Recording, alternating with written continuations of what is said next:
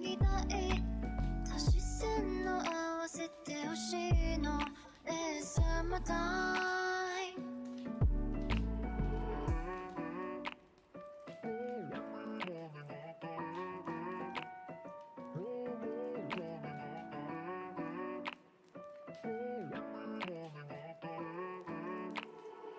君の虜になってしまえばきっとこの夏は充実するのもっともう戻れなくたって忘れないででも気持ちが伝えてしまえばいつかこの夢は覚めてしまうだろうな青い影が揺れる街角君の虜になってしまえばきっとこの夏は充実するのもっともう戻れなくたって忘れないでも気持ちが伝えてしまえばいつかこの夢は覚めてしまうだろうな青い影が揺れる街角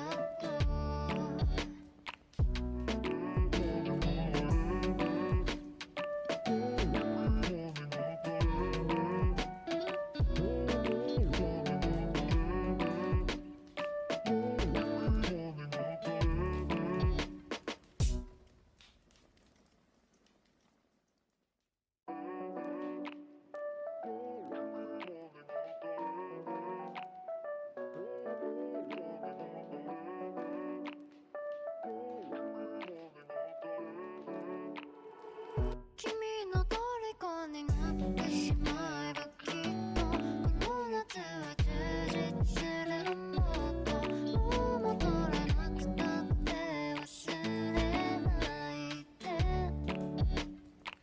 でも気持ちが伝えてしまえばいつかこの夢は覚めてしまうだろうな青い影が揺れる街角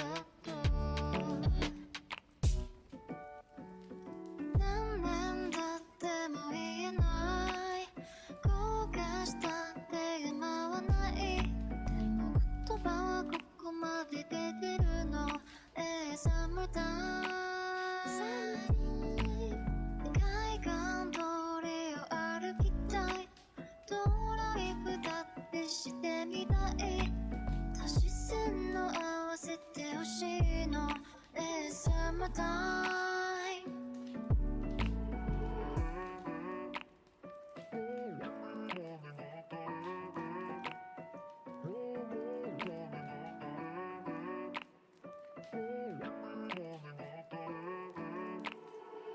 君の虜になってしまえばきっとこの夏は充実するのもっともう戻れなくたって忘れない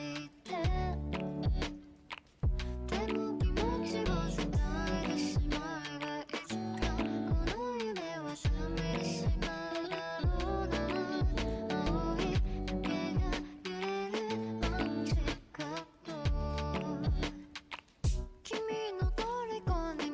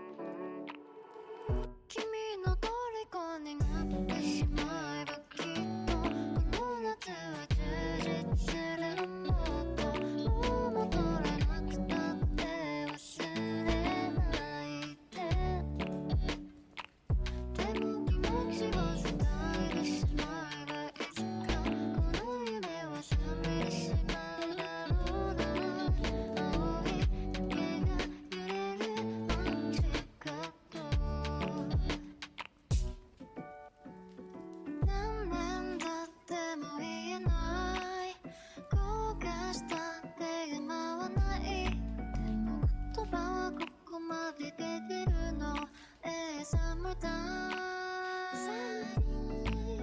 海岸通りを歩きたいドライブだってしてみたい足し線の合わせてほしいのSummertime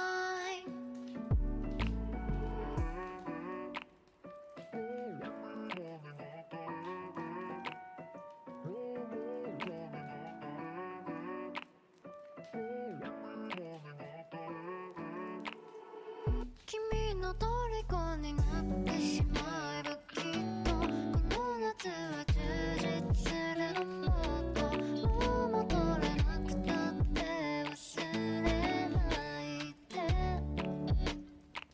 でも気持ちを伝えてしまえばいつかこの夢は覚めてしまうだろうな青い影が揺れるマジカット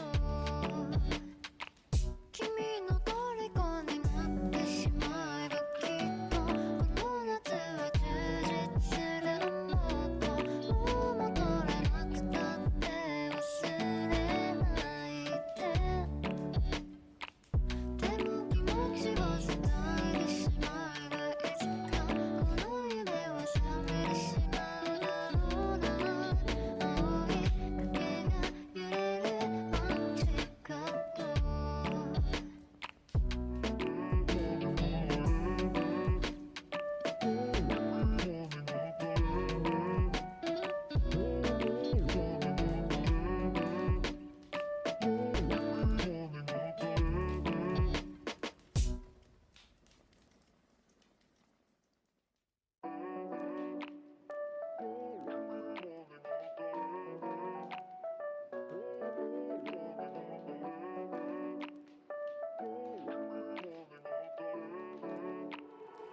君の虜になってしまえばきっとこの夏は充実するのもっともう戻れなくたって忘れない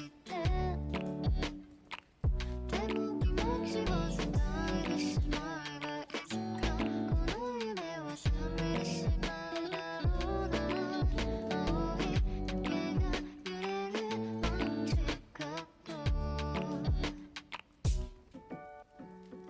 何年経っても言えない後悔したって山はないでも言葉はここまで出てるのSummertime海岸通りを歩きたいドライブだってしてみたい足し線の合わせてほしいのSummertime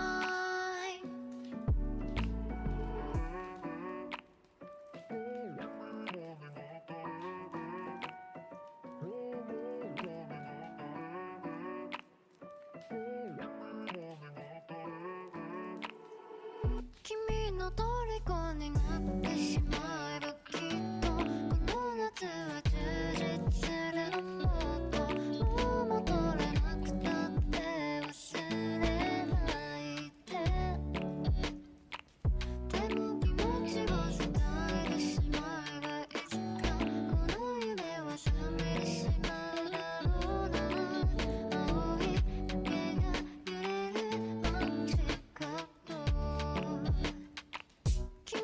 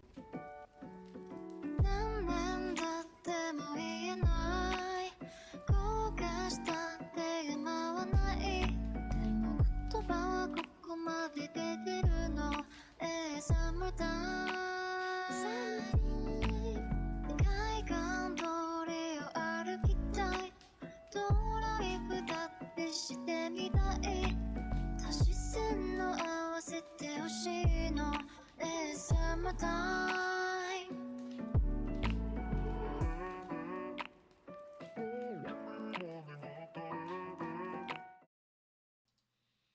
And we are live. Hello, everybody. Hi. All right. Sup? Stream. Welcome back. Welcome back, ladies and gentlemen, to Volume 11. We are at the pivotal chapter. I don't want to say pinnacle. I mean, it is the pinnacle chapter if you think about it. But it's the pinnacle of one book. errand, and then the beginning of another. It is the start of another era in the story of Mushoku Tensei. That's right, ladies and gentlemen. We're starting with the third turning point today. Oh boy. Yeah, for people who have read or watched the anime, they know that the term turning point, when it shows up in the anime or shows up in the novel or it shows up in, I guess, the manga, nothing good is going to happen and it's going to be world changing. So, yeah, let's just pick up from that place. We're going to have to pull up our big boy pants and get ready, because some stuff gonna go down. Shim is reading for us tonight, and okay. Are we gonna alternate like we did last time, or should I just go and start? Oh no, this is yours. This is yours. Okay, it's you. You can pour on through, unless you want to tag out. Unless it gets too much fine. and you want to tag curious. out. That's yeah. Oh no, it'll be fine. I got food and everything, so. All right. Then go ahead. Not during this. Yeah. No, you're good. Okay. Dude, I don't know what's up with all my neighbors. They've been asking me if I'm watching football tonight, and I'm like, no.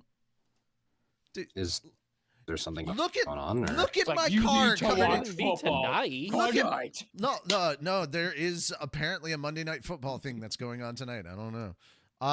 But yeah, I'm like, look at my car covered in Japanese cartoon stickers. What about that screams sports? I mean, do you have any stickers on Haikyuu or anything on it? Are there any sports? No, I don't. Are there any sports anime stickers on your car? Is there like a football anime, like American football anime? It's literally, I bet there is. It's literally only the shit. It is basically only the shit that I've abridged. It is Konosuba. It is Slime. It is Solo Leveling. It is One Piece. None of it has any relation to sports whatsoever.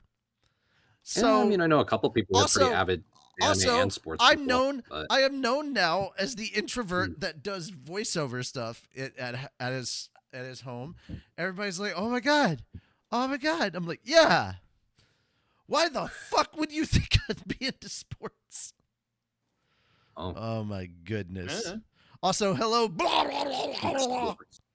Thank you so much. It's been a while since Thank you for joining us on this Labor Day. Yeah. Everybody, man, that's great. Everybody make sure to say again. Everybody make sure to say hi to and mention his name. Hello. I don't know why. I just imagine every time you have to say his name, you literally are like forcing yourself to vomit. Yeah. No, I'm literally just shaking. I'm shaking my head back and forth. You just loosen up. All right, so here's the trick. Here's the trick to saying that name, okay? First off, you want to at least make sure there's at least some slight buildup of saliva in your voice so you can get that gargle kind of sound quality. Now, it doesn't have to be back in your throat. It just needs to be around the base, around your tongue. So just have a little bit of saliva built up. We're going into some technical detail on this shit. You want to make sure that we're adding into Google pronunciation how Google pronounce his name. No, none of that. Anyway, you want to loosen up your lips, right? So that if you shake your head up and down or side to side, they're like flapping all over the place. And that's how you do it. You just say ba, and then you say g, but you gargle at the same time and shake your head. That's literally all it is. It's just ba. Yeah. So you're saying ba. Yes. So it's kind of like saying baklava. It's kind of like saying baklava while gargling and shaking your head. Yep. So there you go. Now everybody knows how to do it. There you go. Now, go. I have led. Show the example. Go forth. Say the name. Say the name. Say his name. There's one. There's two. Your turn, Shem. Sorry. I was trying to warm up by making the Minecraft eating sound. Do you know how to? Did you gargle in that? It didn't sound like you gargled. There you go. The gargle is very important when you say bah. Yeah. Yeah. It's Very like interesting name. Fred Burger. Anyway. But yeah. Yeah. All right, I like so music. there you go. You got all of the attention there. So we hope you're happy. That being said, that's your weekly dose. That's your weekly dose of attention right there. Yeah, there it is. Yes. Yep. All right. Yes. That being said, Shem, take it away. All right. Chapter 7, the third turning point. Life comes at you fast sometimes. I was doing my usual training routine one pleasant summer morning, feeling good about things in general. I hadn't seen Bodygotti around for months, but wasn't too concerned. Man was impulsive at the best of times, so there wasn't much point worrying about him. That was what Elite and Elise always said, at least, and it had proven to be true so far. When I finished up and went back into the house, I found Aisha and Sophie in the hallway with serious expressions on their faces. They turned to look at me as I stepped into the door. Oh, Rudy. Something about the atmosphere in here was making me nervous. Did we have a problem or something? Said Sophie, scratching at the back of her ears with an awkward smile. Huh. Wow, this is making me more nervous than I expected. There's no reason to hesitate, Sophie, said... Oh, sorry. This is Aisha. There's no reason to hesitate, Sophie, said Aisha. Go on. Be brave. My wife stepped forward. After a moment's hesitation, she crossed her hands in front of her stomach and spoke. Well, Rudy, it's actually been 2 months now since my last, her last... Oh, wow. And, well, I haven't been feeling so well lately, and I was starting to wonder. I couldn't help myself from staring at Sophie's stomach. It didn't look like anything different at the moment. Was this really happening? So I went with Aisha to the neighborhood doctor, and they said, congratulations. Oh. My voice was trembling. So were my hands, and my legs for that matter. Congratulations. She was pregnant? We were actually going to have a kid. This wasn't a dream, right? An experimental pinch of my cheek made me wince. So much for that theory. I swallowed loudly. Right. Of course. Why wouldn't she be pregnant? I was a man who could make things happen when I really set my mind to it. This had always been part of the plan, I just hadn't been expecting it to happen so quickly. Since everyone said elves had a hard time getting pregnant, I was a little startled. That was all. Rudy? Any thoughts? Sophie was looking at me anxiously. I wasn't sure what to say, though. This was all so sudden. Can I, touch your stomach? Huh? Sure. Go ahead. I reached down and stroked Sophie's belly. It was still slender with no additional fat I could feel. Her skin was warm to the touch and surprisingly soft. The same as always, in other words. But when I focused closely, I felt like I could feel a slight hint of a bump. That was probably just my imagination, right? The kid wouldn't be that big yet. Right. Our kid's in here. When I spoke those words out loud, I felt a sudden surge of emotion building up inside me. What was this feeling? I had to repress the urge to start shouting incoherently. I had a kid on the way. I was going to be a dad. It didn't feel real yet, but it still made me incredibly happy. Was happy even the right term? The word felt so inadequate. What was I feeling right now? Could you even put this into words? Brother dear, isn't there anything you'd like to say to your wife? Aisha's words snapped me back to reality. Huh? Something I need to say? Like what? Congratulations? No, that can't be right. Maybe I should thank her. Yeah, that sounds better. Thank you, Sylphie. Huh? Sylphie smiled, but she looked a little puzzled. Had I guessed wrong? What was the answer then? I searched for memory for a hint. What had Paul said to Zenith back when we found out Norn was on the way? Something like, well done, right? Or maybe, nice job. I didn't like those options very much, though. Did he think women only got pregnant when they tried really hard or something? Maybe. Maybe he was that stupid. Pregnant, huh? Yeah. Sophie's pregnant. I got this sweet, beautiful girl pregnant. Me, of all people. The more I thought about it, the more my emotions threatened to overwhelm me. I was actually starting to tear up.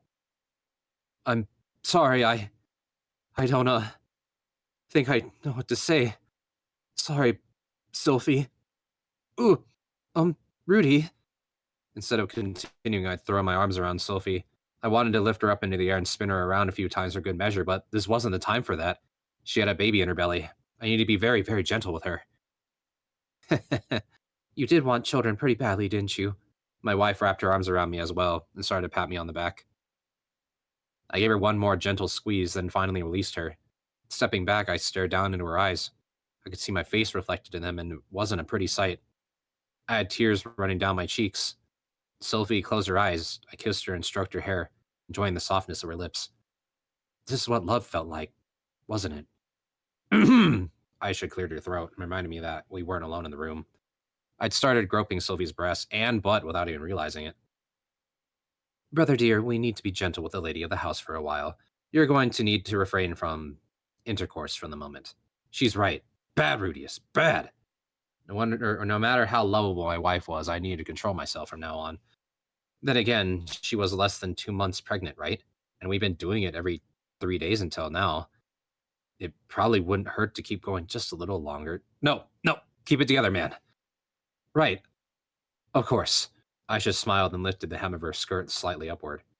If you're desperate, I'm always available to pick up the slack. Stop. No chance in hell, kiddo. She pouted a little at that. It was nice to her to offer and all, but even putting all the moral issues aside, I just wasn't attracted to her. That suited me fine anyway. The last thing I needed was to destroy my marriage by messing with the maid. Well then, brother dear, I'm going to inform Princess Ariel of this development. I expect Miss Sylphie will need to put her work on hold for some time after all. That hadn't occurred to me, but she was right. You wouldn't want a pregnant woman working as a bodyguard. Sylphie was going to need a leave of absence. I'll go, I said. I should really explain the situation myself. Aisha sighed at me. Rudius, you really need to stay with Sylphie for the moment. You got lots to talk about, remember? Do we? Oh, right. I guess we do. This kind of changes everything after all. With that settled, I'll be going now. Right. With that settled, I'll be going now. Right. Okay, thanks, Aisha. My little sister left the house in high spirits, leaving me and Sylphie behind by ourselves. A few minutes later, the two of us were sitting next to each other on the sofa. I cautiously reached out to take Sylphie's hand. She squeezed mine back and leaned her head back against my shoulder. Neither of us said anything for a while. I wasn't sure where to begin, honestly. The only words that were coming to me were variations of, I'll take responsibility for my actions, but we were already married, so that didn't make much sense. Sylphie? Yes, Rudy? I know this might be tough, but we'll do it together. Well, I think I'll be doing most of the work. Laughing softly, Sylphie lay down on the couch, put her head in my lap. I used my free hand to stroke her head and rub behind her ears. Hey, Rudy? Yeah? Do you want a boy or girl? The question took me by surprise. I'd forgotten babies, or almost forgotten babies come in two varieties. I mean, not that we really get to choose, Sylphie added, smiling gently. Which would be better? Maybe a boy would be nice, just to have an heir to the family, but it wasn't like I was head of some feudal clan or anything. We could pass down everything to a girl just as easily, not that we even had much of a fortune to be inherited at the moment. Back in my old life, I probably would have had said, a girl, with a creepy grin on my face. Maybe even suggested that we take pictures of her every single day to record her growth into adulthood. What a foolish man I used to be.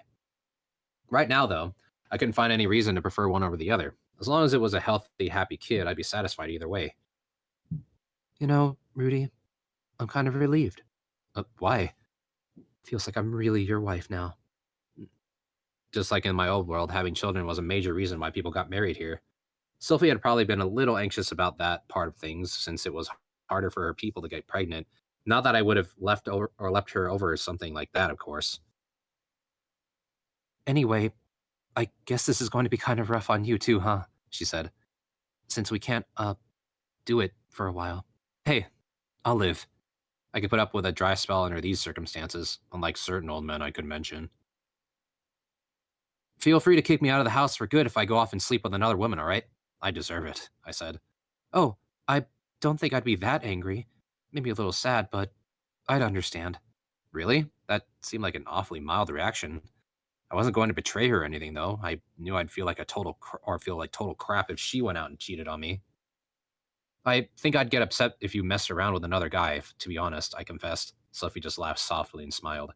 It was an expression she only ever wore around me. No one else ever got to see it. And that made me really happy. We spent some quiet time together. In the evening, Aisha came back to our house with Norn in tow. Congratulations, Sophie, said Norn, bowing politely. Thanks, Norn, said Sophie, smiling as she patted her on the head. That got Norn smiling as well. She didn't seem to mind being petted as much as you might think. Maybe she actually enjoyed it, coming from the right person. In any case, it was nice to see the two of them getting along so well. Everyone wanted to come by and Everybody wanted to come by and congratulate you, but I convinced them to postpone their visits for a few days, said Aisha in a calm tone of voice. She apparently assumed I would want to keep this an intimate family occasion for today.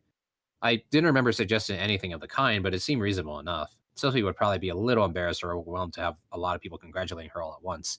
It was better to give it a few days. Princess Ariel indicated that Mrs. Sophie is expected to take a break from her duties for at least 2 years.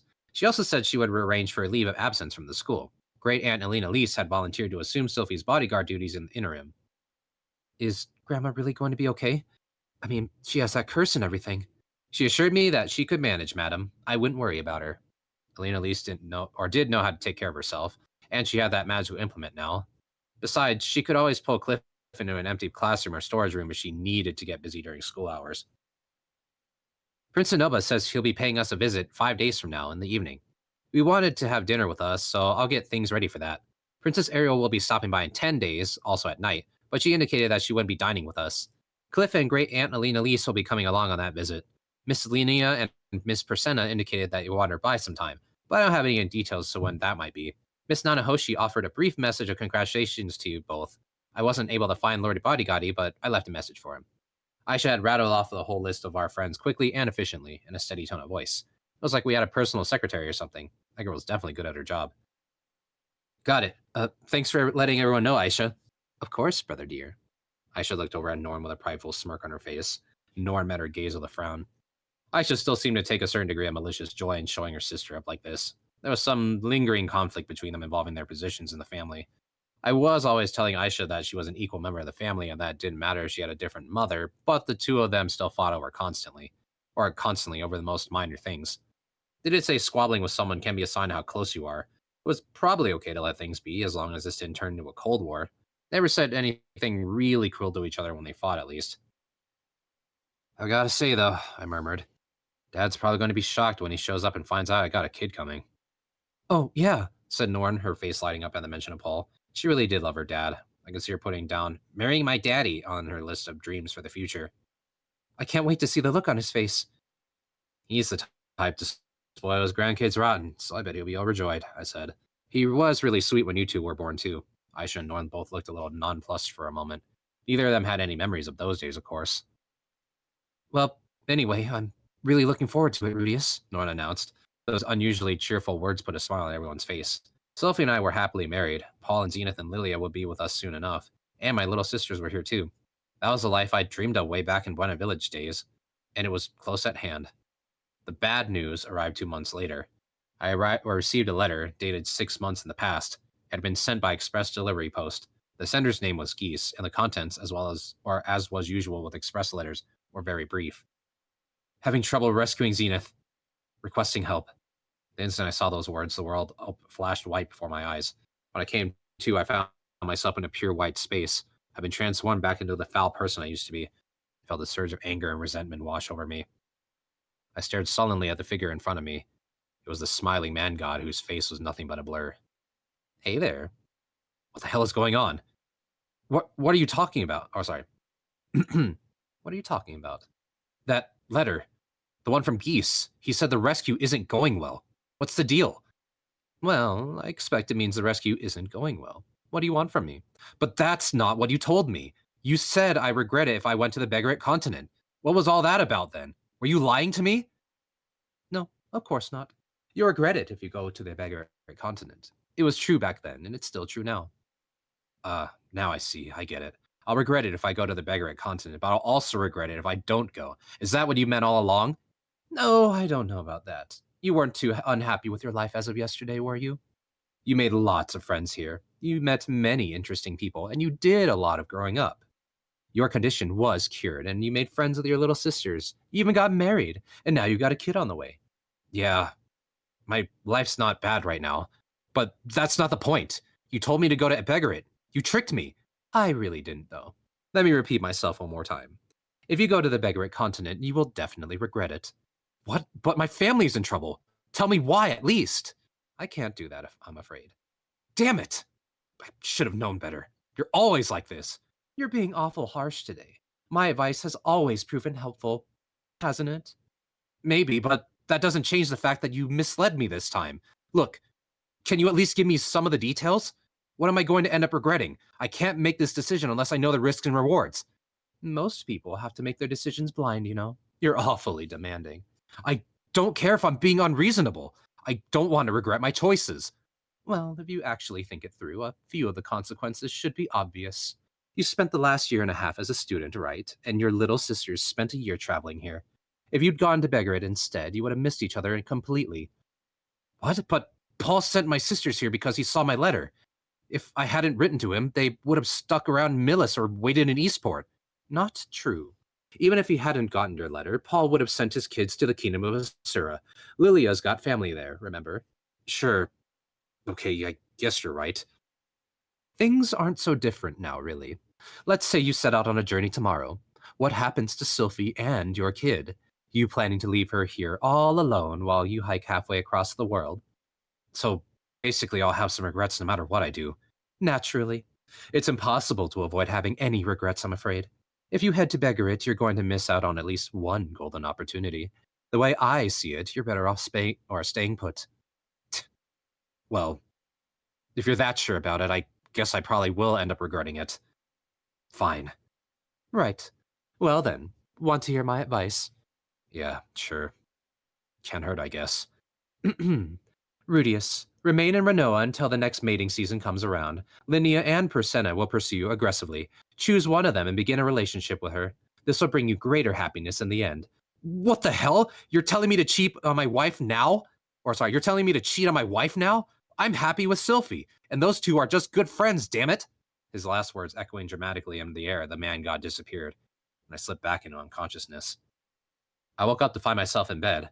Sylphie was looking down at me with concern on her face. Oh, Rudy, are you okay? You were moaning in your sleep. Yeah, I'm fine. What had happened after I received that letter? I couldn't remember the specifics very well. I recalled staring at the page in a stupor, but nothing else except my dream. Things had been going too smoothly lately. I guess the shock had hit me hard. Geese's letter was alarming. Something had obviously gone wrong. Still, I had the man god's words to consider. If I set out on now, there was a chance my family and I would pass each other on the road and I'd waste a couple years of my life. Maybe this was too optimistic, but there was a chance that Geese had just sent that out or sent that letter in a moment of panic. I mean, it wasn't Paul who had written to me. It was Geese, my monkey-faced thumb. Why would he write me a letter like this? Because he was trying to rescue Zenith too? But Paul's last letter hadn't mentioned him. It seemed likely Geese had found Zenith on his own. The letter was written 6 months ago. It was possible he'd been alone and feeling helpless at the time, but had met up with Paul and the others since then. Maybe he'd even sent a similar letter to Paul. They might have joined forces and rescued my mother a couple weeks later. All these were just possibilities, of course. I had absolutely no way of knowing what the situation really was, not from this great a distance. There was Sophie's child to think of, too. No matter how fast you traveled, it had to be a solid year's journey to reach the Begarit continent. I knew the road down to Eastport for my last big journey, so it was possible I could cut the travel time down significantly. But even if I somehow managed to get there in 6 months, I wouldn't be back home for at least a year. That wasn't going to work, right? I couldn't just leave my pregnant wife all alone to go on some adventure. This is about the letter, isn't it? I couldn't bring myself to answer. I'd promised Sylvie I wouldn't disappear on her again. I'd given her my word. It wouldn't technically be disappearing if I explained everything beforehand, but that was just semantics. We talked about it, if we talked it through beforehand, or if I left her a thorough letter, it'd still be agonizing for her to be left behind. Rudy, you don't have to worry about me too much, okay? I've got Aisha here to take care of me. There was just a slight hint of anguish on Sophie's face. She was anxious, of course. This was her first pregnancy. Her belly was already getting bigger by the day. Sooner or later, it would be hard for her just to get up and down the stairs. There was a chance I might die on this journey. I might never come back to her. She fought down the fear to speak those words. I'm not going anywhere. I'll stay with you, Sophie, I said. When I said that, she smiled, though she still looked a little conflicted. The words of the man god continued to linger in my head. No matter what choice I made, he insisted I was going to end up regretting it. The next 3 days were long and difficult. Every time I saw them, Sophie, Aisha, and Norn had anxious looks on their faces. I already told them I wasn't going to the Beggaret continent, but the more I thought about it, the more uncertain I felt. I was torn between my two choices, and there weren't that many people I could turn to for advice. The first, Alina Elise, nodded when I told her my intentions. I think that's wise, Rudius. You're better off staying behind for this one. The way she phrased that surprised me. It suggested she had other plans. Are you going to go, Alina Elise? Sophie's my granddaughter, Rudius. It's only right that I take this job for her sake as much as yours. Apparently, she'd received an identical letter herself, and unlike me, she was ready and willing to go, even if it meant leaving her life here behind. Aren't you supposed to be guarding Princess Ariel, though? There's very little real danger to her life while she's enrolled in the school. I wasn't doing much of anything, to be honest. That was probably true most of the time, but you never know when or knew when things might take a dangerous turn. That was the whole point of having bodyguards, but of course that was Ariel's decision to make, and Alina Elise had basically volunteered herself as a goodwill gesture. I doubted the princess would object to her backing out. What about Cliff?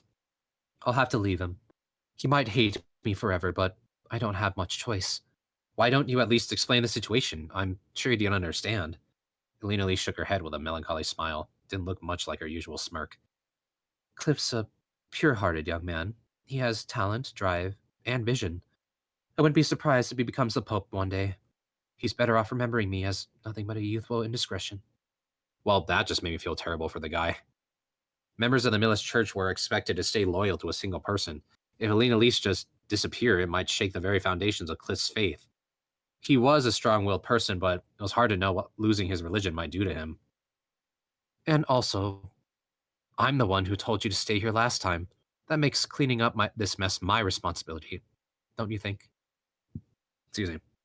Alina Elise's words were so firm and clear that I found myself at loss of words. Apparently taking that as agreement, she nodded. You just leave this to me and wait here, dear. I want to see a happy great-grandchild waiting for me when I make it back. It was clear that nothing I could say was going to change her mind. Next, I turned to Zenoba for advice. The expression didn't even change as I laid out the story. I see, he said calmly. Well, I'm sure you'll deal with this matter easily enough and be back before too long. I will remain here and continue to pursue my research, but I do hope you'll return as quickly as possible. I kind of thought you'd ask me not to go, Zenoba, or demand that I bring you along. When we parted back in the Chiron Kingdom, he'd wept and hung all over me. A part of me had been hoping for something similar, but this time his attitude was very different. Should you wish for me to accompany you, I will be loath to refuse. But I'm unaccustomed to lengthy journeys, and I fear I might prove a burden. And of course, he shot a glance over at Julie. I couldn't bring that girl on such a trip. Julie was still a young girl. Leaving her here in Ginger's care was an option, but that would mean putting their studies and research on hold. And if she came along instead, it would be dangerous to have her keep exhausting herself by using up all her mana. Do you think I should go, Zenoba? That is your decision to make, Master. He sounded almost dismissive now. I've been hoping for some actual advice. However, if I may make one observation, he said. The birth of a child does not require a father's presence. If you're worried about your parents, why not go to their aid? I'll guarantee the safety of your wife and sisters in your absence. There was real conviction in Zenoba's words. It made sense that royalty would have a different perspective on this sort of thing, though. Most kings probably didn't rush to watch their concubines giving birth. I would, of course, prefer to have you at my side constantly, he said, but the choice is yours. You make some decent points, Zenoba. Thanks for the advice. Sylvie wasn't on her own here. She had Aisha, Zenoba, and Princess Ariel's retinue. She wasn't alone. We weren't alone. What was I supposed to do at the end of the day? Stay or go? Lena Elise wanted me to wait here while she went to Begarit alone. Zenoba wanted me to go, leaving matters here in his hands. Which path made more sense? Where was I most needed right now? Zenoba's logic seemed sound. As long as Sophie stayed healthy, everything would be just fine. My presence wasn't going to make a difference. Still, that attitude didn't sit right with me. I wasn't a king, and I didn't want to act like one. It was obviously better for Sophie to have me here, providing emotional support. Sophie had encouraged me to go and told me not to worry, but this was her first pregnancy. Deep down, I knew she had to be terrified. She was probably fighting the desire to break down and beg me not to leave. I was the one who told her how I wanted kids over and over again. I might not even have been that serious about it at the time, but she'd obviously taken it seriously. And now she was actually pregnant. I was thinking about leaving her behind while I traveled halfway around the world. That felt like a serious betrayal. On the other hand, I had to admit that I'd been putting off my responsibility to help Paul for a long time now. I put my own happiness first for years. Hell, I prioritized fixing my performance problems over the search for my mother. Maybe this was a wake-up call. Maybe it was finally time for me to pay the piper. I couldn't make up my mind. Both options would cost me greatly. It was now the 4th day after the letter's arrival. I'd spent most of that time brooding over my dilemma. I wasn't sleeping well at all, and I couldn't motivate myself to bother in my usual training routine that morning. I was just sitting around on the first floor, bleary-eyed, doing nothing in particular. The mornings were chilly here, even in summer, and I was feeling downright sluggish. For a while, I just watched the sunrise. Oh. For a while, I heard a small cry of surprise from behind me. Turning around, I saw our front door was open and Norm was standing in front of it. She had a large bag on her back, the same one I'd used in my days as an adventurer. It was packed to bursting point. She was obviously preparing for a lengthy trip, but because she was only 10 years old, it looked like she was going on a picnic or something. For a long moment, I just looked at her silently. Norn avoided my gaze. She looked like a little kid who'd been caught red-handed playing a prank on someone. Where are you off to? Norn didn't answer, so I repeated myself. Where are you going, Norn? Biting her lips, she finally looked me in the eye. Well, if you're not going to help, Rudius, I guess I'll have to go instead. I studied her face for a moment. Go where? She couldn't seriously mean the Begarit continent, could she? Norn was still so small. This was a 10-year-old kid we were talking about here. There was no way that bag had anything close to what she'd need for this trip. She probably had some money, but did she know how to spend it wisely? Did she even know the route she would take? How did she intend to deal with the dangers she'd encounter on the way? She might get kidnapped by slavers the minute she set foot out of the city. Norn, I can't let you do that, I said. But Rudius, please. Mom and Dad are in trouble. She was tearing up now, but she kept her eyes fixed on mine. Why aren't you going to help them? Why? Well, because I was going to have a child soon. I have my wife to think of. You're much stronger than me, Rudius. You know how to travel. Why aren't you going? She wasn't wrong. I wasn't as experienced as Alina Elise, but I'd spent 5 years on the road as an adventurer. I had the know-how at least, and although there were plenty of people out there more powerful than me, I could hold my own in a fight. As I was today, I could probably manage to travel across the demon continent even without Reedger's help. It was all true. I could do this if I wanted to. I've been weighing the pros and cons of going for days now, but that was because I could afford to choose. Nora didn't have that choice. She wanted to go and help, but she couldn't. I, on the other hand, had the ability to reach the Begarit continent, help our parents, and make it back safely. That was the whole reason Geese had sent me that letter and not someone else. Okay, Norn. You're right. Yes. There was other people who could who could look after Sylphie for me, but I was the only one who could save my parents. It had to be me. I could cut through the Begarit continent to the city of Rapan. I could solve the problems Paul and the others had run into. There wasn't anyone else I could entrust this job to. I'll go. Can you look after the house for me? Norn's face lit up, but an instant later she squeezed her lips together tightly and nodded with the most serious expression she could muster. Absolutely. Don't fight with Aisha. Help out Sylphie when you can. Okay? Of course. All right. Good girl. I felt terrible about doing this to Sylphie and our baby. If she dumped me over this one, I wouldn't blame her.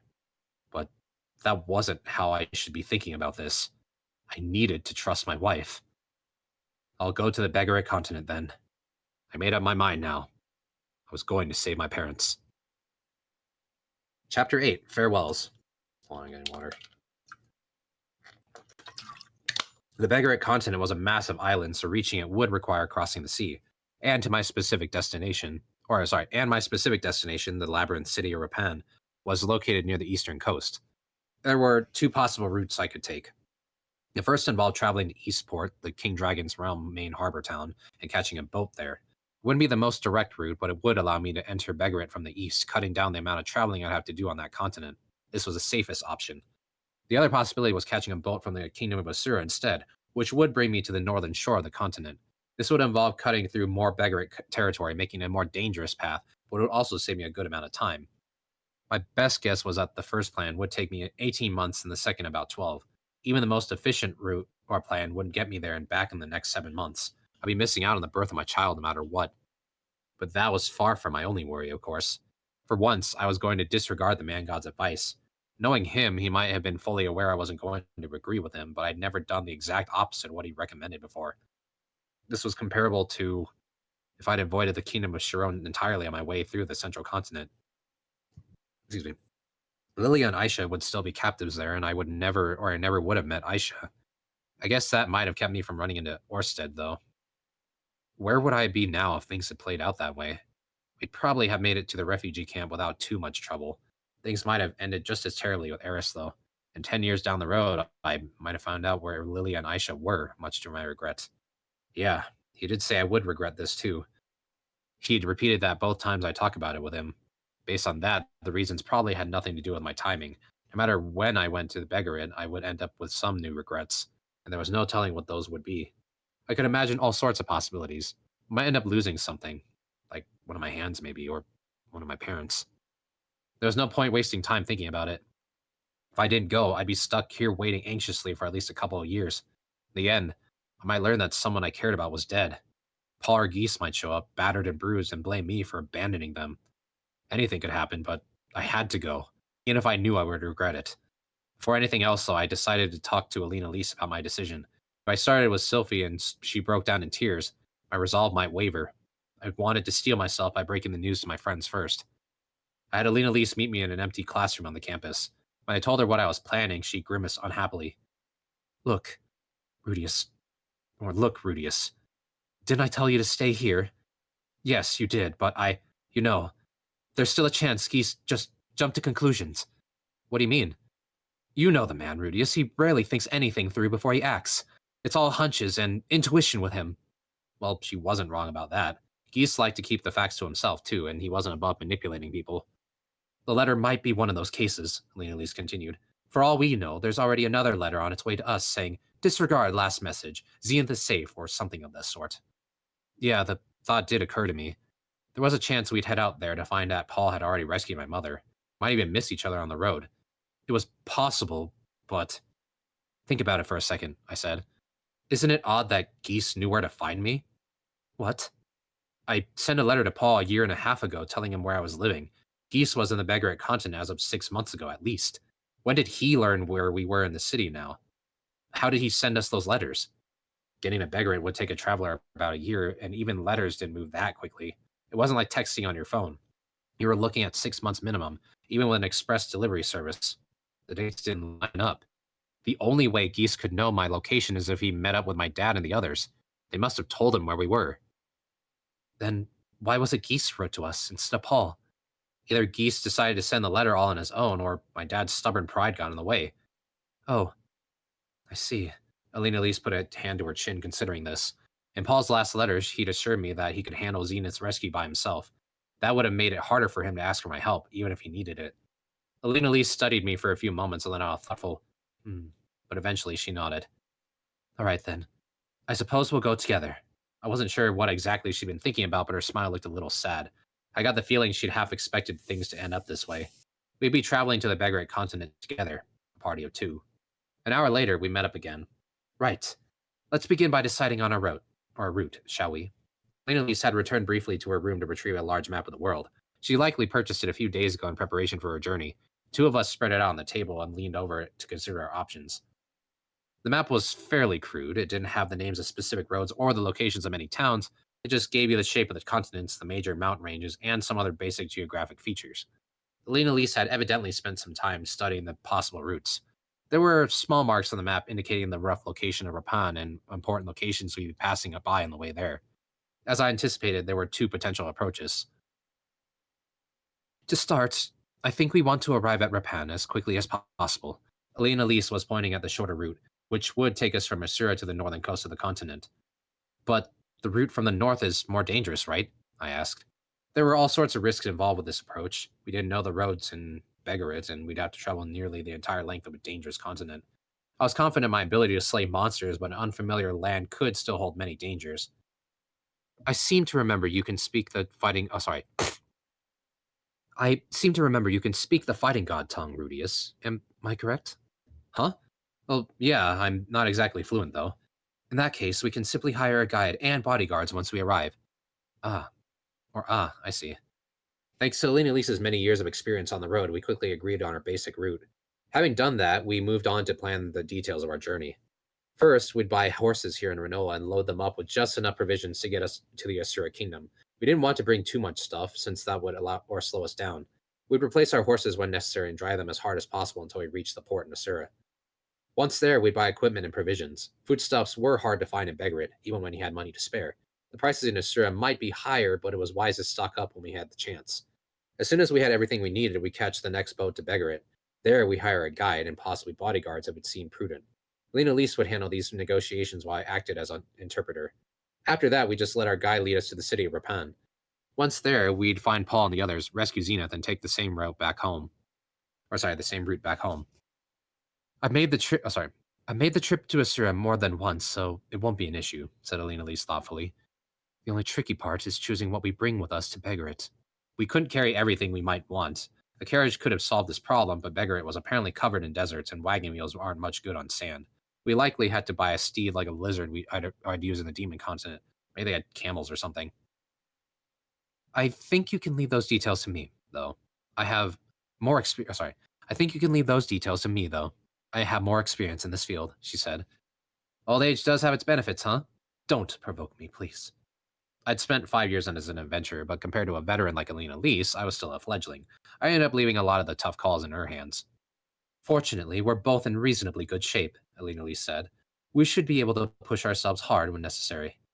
Yeah, I guess so. I was confident Alina Lise could march all day long through the desert, but not quite as certain I'd be able to keep up with her. I kept up my training, but there was a chance I'd slow her down a little. It didn't strike me as a huge problem, though.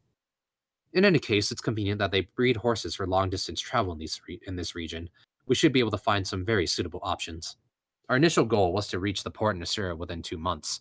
It was hard to say how long the crossing to Begarit would take, but we estimated 1 month. Neither of us had been to the continent itself, but it was apparently tough terrain, so we penciled in another 6 months to reach our final destination. Altogether, we were looking at maybe 8 months one way. That was faster than I'd estimated myself. I felt like there might be ways to cut it down further with creative uses of my magic, but I didn't want to risk slowing down with amateurish experiments. The most important thing was getting there in one piece. We spent some more time discussing other details we needed to be aware of on our journey. Lena Lise cleared up a few things I didn't understand with remarkable precision and had us hammer out quite a few decisions in advance to prevent any disagreements on the road. It was nice to know we weren't going to waste any time arguing about what to do next once we got underway. The biggest problem. For a while, though, she put a hand to her chin and grimaced. I felt like we'd covered most of the important topics, but evidently I'd overlooked something. It's going to be my curse. Oh, right. Unless she slept with men on a regular basis, Alina Lise would literally die. On a casual journey, that posed no issue. She could satisfy her needs in whatever town she wandered into. On longer trips, she often joined a party and found a willing partner. But on a rapid-paced expedition like this, there would be times when none of those methods worked. Both of us fell silent for a moment. There was a simple answer, of course. I could sleep with her when necessary. My performance problems were a thing of the past. If a random woman walked up to me and asked me to have sex with her, I could probably manage just fine. But I didn't want to betray Sophie. I'm not going to sleep with you on this journey, I said. Yes, that wouldn't be a good idea. I guess we'll have to stop by brothels or something on our way. The two of us were going to keep things strictly platonic. I wanted to make that clear up front. Otherwise, we'd probably end up doing it on the road out of sheer convenience. What about the magical implement, though? I asked. It does weaken the curse's potency, right? Well, if I tried to take it, Cliff would ask why. You're really not going to tell him about this? For some reason, Alina Lee seemed determined to disappear without a word to Cliff. Or without a word to Cliff. It felt needlessly cruel to me. Look, I really think you need to talk to him first, I said. But let me help you out, okay? It'll be all right. The two of us ended up heading right over to Cliff that same evening. When we arrived at his laboratory, Cliff came trotting over to show us a magical diaper in question with a big smile on his face. Look at this, you two. I've made it smaller already. It's not as heavy as the old one either. You should be able to wear this for some time without... Cliff. Do you love Alina Lise? Cutting him off mid-sentence, I put the question as bluntly as I could. Cliff stared at me with a look of blank confusion on his face. What? Of course I do. His tone suggested that I'd ask him the single most obvious question in the world. So far, so good. Will you keep loving her no matter what? Naturally. I love Lise from the bottom of my heart. You're aware of this, I'm sure. Well, good. That's what I wanted to hear. I explained the situation to Cliff. I explained that my family was in serious danger. I explained that Alina Lise was an old comrade of my dad's and felt an obligation to help. And I explained that it would be a long journey, on which she'd probably need to sleep with other men. I went to great length covering every relevant detail. Cliff listened silently and didn't interrupt me even once. When it was over, he paused for a moment, then murmured, I suppose I'd be a burden if I came along. Frankly, it was true, but it was hard for me to come out and say so. As I hesitated, Alina Lise stepped in to reply, Yes, I'm afraid so. You wouldn't be able to endure a journey like this, Cliff. She might have put it more gently under different circumstances, but this time she was blunt. I see. Frowning sadly, Cliff looked down at the ground. I felt a small, painful stab of sympathy in my chest. What was he feeling right now? Alina Lise would have no choice but to sleep with other men on this journey. He understood the situation completely, and he knew she loved him, but it had to be a painful thought. Alina Lise, maybe we can bring him along, I said. He can use barrier magic and advance to your divine spells. Even if he doesn't have much stamina, he might come in handy sometimes. It's all right, Rudius. It's all right, Rudius. I wasn't useful in the slightest the last time I tagged along on someone else's adventure. This wouldn't be any different. As he spoke those words, Cliff stepped forward and handed me the magical diaper. Rudius. Yeah? Take care of Lise for me. To be honest, I'd been expecting more wailing and gnashing of teeth, but it seemed Cliff understood his own strengths and weaknesses very clearly. Lise. This time he turned his face to Alina Lise standing on tiptoe. He wrapped his arms around her. Cliff. She embraced him in return. When you get back home, let's get married, Cliff said. I know I haven't cured your curse yet, but I want to buy a house and live there with you. I made you anxious by waiting this long to say that, haven't I? Maybe you were afraid it was all just talk? Oh, Cliff. But I'm a terrible person. I was planning to go off without even saying a word to you. I'd like to have the ceremony in the Mill style, if you don't mind. I know you're not a member of the church, but... Was Cliff deliberately ignoring what she just said? Maybe that was for the best. Alina Lise sure looked overjoyed. Cliff, dearest, I love you so much. More than anyone in the world. Just like that, she pushed him down onto the floor. Once I saw Cliff's shirt fly into the air, I spun around and quickly left the room. It seemed like they needed some private time at the moment. I wasn't crazy about the way she just promised to get married after one last job, but maybe I was just too familiar with movie cliches. I spent the rest of the day going around telling everyone I knew about the situation. I was going to be leaving for nearly a year and a half at minimum. There was a real trouble in Rapan. Might be more like 2 years. That was a long time to just disappear on everyone. I needed to say my goodbyes, at least. Excuse me. My first destination was the vice principal's office. It was probably best to take care of the formalities sooner rather than later. I found Genius behind his desk, as always, facing down a sizable pile of paper. Hello there, Vice Principal Genius. If it isn't Mr. Greyrat, very nice to see you. I've heard you helped Miss Sevenstar complete a rather ambitious experiment. Yeah, that's true. Only because Zenoba and Cliff helped us out, though. I see. I had no idea how word had gotten around about the summoning experiment. Maybe Genius was better informed than I had thought. In any case, what can I do for you today? He asked. Well, I need to take a roughly 2-year leave of absence, I said. I wanted to get the paperwork taken care of right away. 2 years? That's quite a length of time. Yes, I'm afraid I got quite a rather complex situation to take care of. Is that so? Hmm. There was no reason I couldn't explain the details, but Genius didn't ask. Very well then. I'll put your enrollment on hold for the time being. Once you return to us, please come and see me. Is a 2-year hiatus not going to cause me any issues? We wouldn't allow it for an ordinary undergraduate, but special students like yourself are allowed a bit more flexibility in these matters. Good thing I was a special student then. Thank you very much. That's quite all right. The special student system is designed to be as accommodating as possible, after all. In that case, could you also put Alina Lee's Dragon Road enrollment on hold as a favor to me? She's not a special student, but she was going to be accompanying me as a bodyguard. Ah, I see. All right, I'll figure something out. Well, that was easy. It's nice to have a friend in the bureaucracy. Thanking Genius once again, I left the faculty building behind. A few minutes later, I spotted Linnea and Persenna outside. The two of them waved at me from across the courtyard and trotted over. I took the opportunity to explain the situation to them as well. No kidding? Man, it's going to be boring without you around here, boss. We're going to graduate by the time you get back. So, I guess this might be goodbye. This hadn't occurred to me now, but this was true. They were 6-year students. 2 years from now, they'd probably be back at the Great Forest. Made me a little sad that I wouldn't get to see them off. I guess you're right. That's a shame. Come to think of it, the man god had encouraged me to begin a relationship with one of these two. If I'd chosen to hang around here until the mating season started in 2 months, things might have taken a different or turn in that direction. What's up, boss? Do I have something on my face? Linnea was an attractive girl. Those twitching cat ears, swaying tail, and healthy thighs were her most distinctive features, but she had big breasts too. What was she, an E-cup? All the beastfolk girls were on the well-endowed side, so that was probably about average. Cocky attitude would probably make her fun in bed too. Well, think about going around with us before you leave, boss? Persenna had her charms too. Those soft, floppy dog ears and her voluptuous body were her most notable assets. Dog-type beast folk seemed to have particularly big breasts for some reason. She had to be G-cup. I grew up those things a few times, so I knew how soft they were. How good would it feel to bury your face in them? Sorry, I said. Someone recently advised me to make a move on you two once the mating season comes around. I was just remembering what they said. Well, seriously? Didn't know you were even interested. You've never really flirted back, so we figured we weren't your type. The two of them seemed surprised, but also a little amused. Also more than a little amused. Of course, sleeping with them would have meant cheating on my wife, but from what the man god said, it sounded like Sylphie wouldn't have kicked me out of the house over it. Would she really just forgive me for messing around while she was pregnant? Maybe there'd be an ugly fight before things calmed down. Hard to say either way. It would supposedly lead to greater happiness in the end. I loved my wife, but I was also a man. The idea of a harem had a certain appeal. I found myself picturing a foursome with Linnea, Persenna, and Sylphie in some alternate reality. Could that have been my future?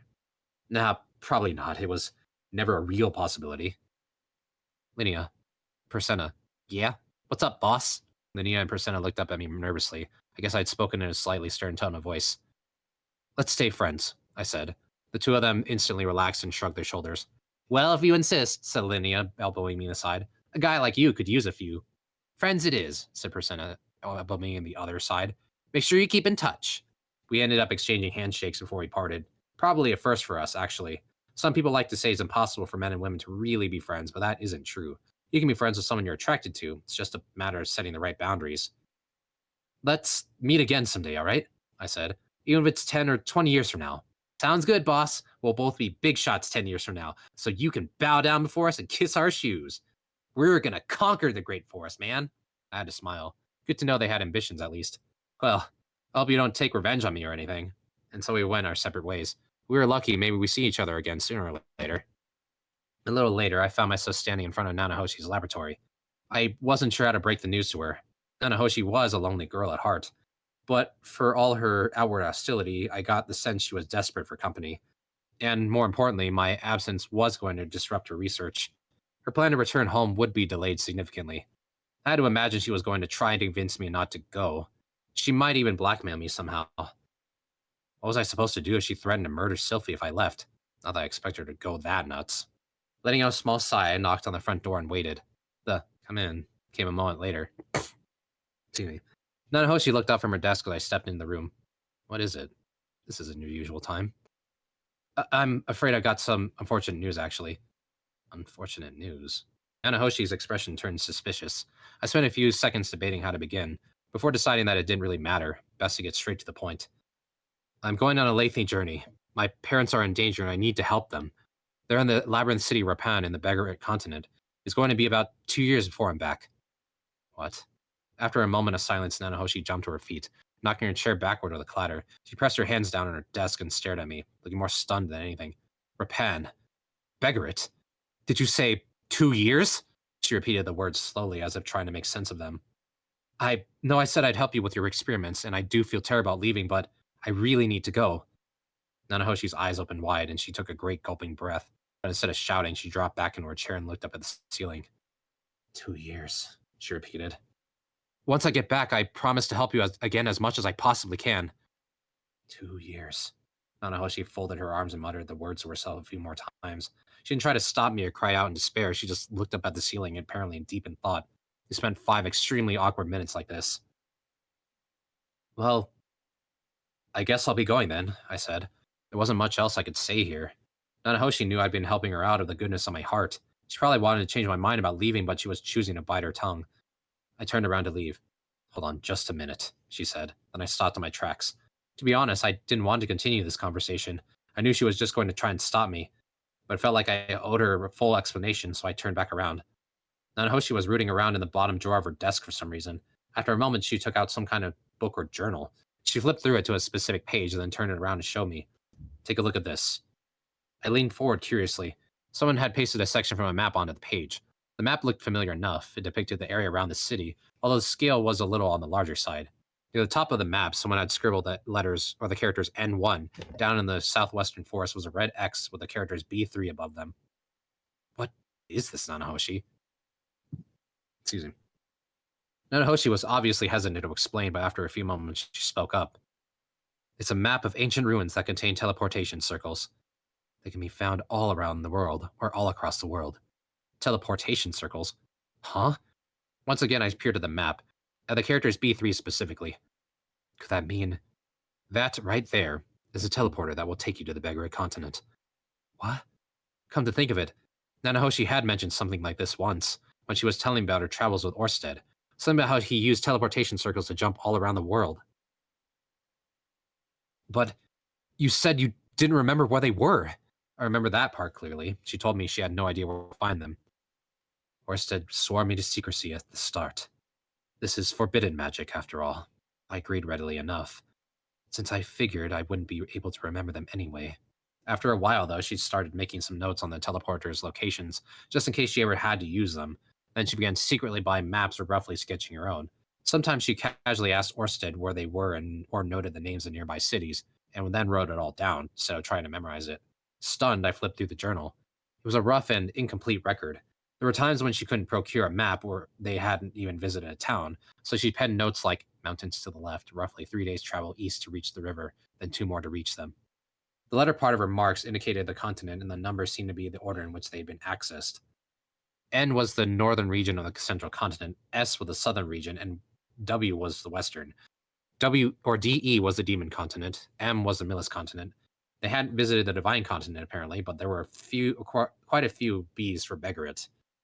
When she didn't even know what continent they were on, she'd use letters like X or Y instead. It was obvious she put a lot of thought into this thing.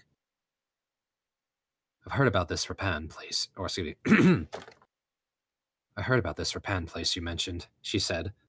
I remember where it is, too. There's a place called Bazaar close to this teleporter, and Rapan is about a month's journey to the north from there. I'm positive. It's that close? I flipped back to the page Nanahoshi had shown me first. It covered the area from the city of Sharia to the southwestern forest. The scale was a bit unclear, but it looked like a journey of 10 days or so, maybe even less, and the teleportation circle here would bring us to the point marked B3. I flipped back to the relevant page. From the B3 teleporter, it looked like to be about a week's journey from the closest town, or to the closest town, so Rapan was only a month away from there. We were looking at 47 days or so, and a 94-day round trip. We could get there and back in just 3 months. Even if we took a month to rescue Zenith, we'd be back home in 4. I could make it back in time. I could be here for the birth of my child. I'd still miss out on the mating season thing, but that really didn't matter. Are you sure about this? I asked. Didn't Orsted tell you to keep this a secret? I won't deny I'm a bit conflicted, but I owe you a lot after last time. Just don't share this information with anyone, all right? Teleportation magic is a forbidden art. If word gets around, the ruins will be destroyed by local governments. And that would make life less convenient for Orsted. Probably get mad at both of us. Just thinking about that guy made me tremble a little. I was going to keep my mouth shut, that much was for sure. Thanks, Nanahoshi. This is a huge help. I just want you to get back here as quickly as possible. That's all, she said with a dismissive snort. The girl really was pure Tsunere. Carefully closing the journal, I lowered my head to her in gratitude, then turned to leave. Oh, I almost forgot, she called. On the first page, I sketched the signs used to mark these ruins and described how you dispel the concealment magic that protects them. Make sure you read that carefully. Got it. I owe you one, Nanahoshi. No, you don't. I'm just repaying my debts. Smiling at her grumpiness despite myself, I left the laboratory behind. I immediately headed back to see Elena Lise. We could make this trip much quicker than expected. This was fantastic news. She'd be overjoyed, of course, but we also needed to alter our plans completely. The trip was only going to take a month and a half, after all. Might even be able to bring Cliff along for that. Slapping my cheeks in an attempt to keep myself from grinning like an idiot, I opened the door to Cliff's laboratory and was greeted by something that resembled a Renaissance painting of Venus. I'm sorry, Rudius. I can't go after all. Lelina Lise was lounging around wearing nothing but a blanket, and she'd apparently lost her nerve completely. Her slim, elegant limbs and tastefully draped bosom definitely had a certain classical appeal, but I felt no urge to display her in a museum. I'd never been a big art appreciation guy in the first place. It did occur to me, though, that she'd make a pretty sexy figurine, though. Cliff was sitting slumped in a corner of the room looking a bit like an Egyptian mummy. There was a big smile on his face, but he obviously was passed out. He actually looked more like a masterpiece than his girlfriend. What would you title a statue like this? Blissful demise? I couldn't bear to be parted from Cliff for 2 whole years, yelped Elena Lise. I know it's horrible of me, but I simply won't do it. Well, people do say women are more guided by their emotions, don't they? I mean, if you're going... if you're going, then there's hardly any need for me to tag along... if you're going, then there's hardly any need for me to tag along too, she babbled. Your father and I aren't even on good terms. He probably wouldn't even want to see my face.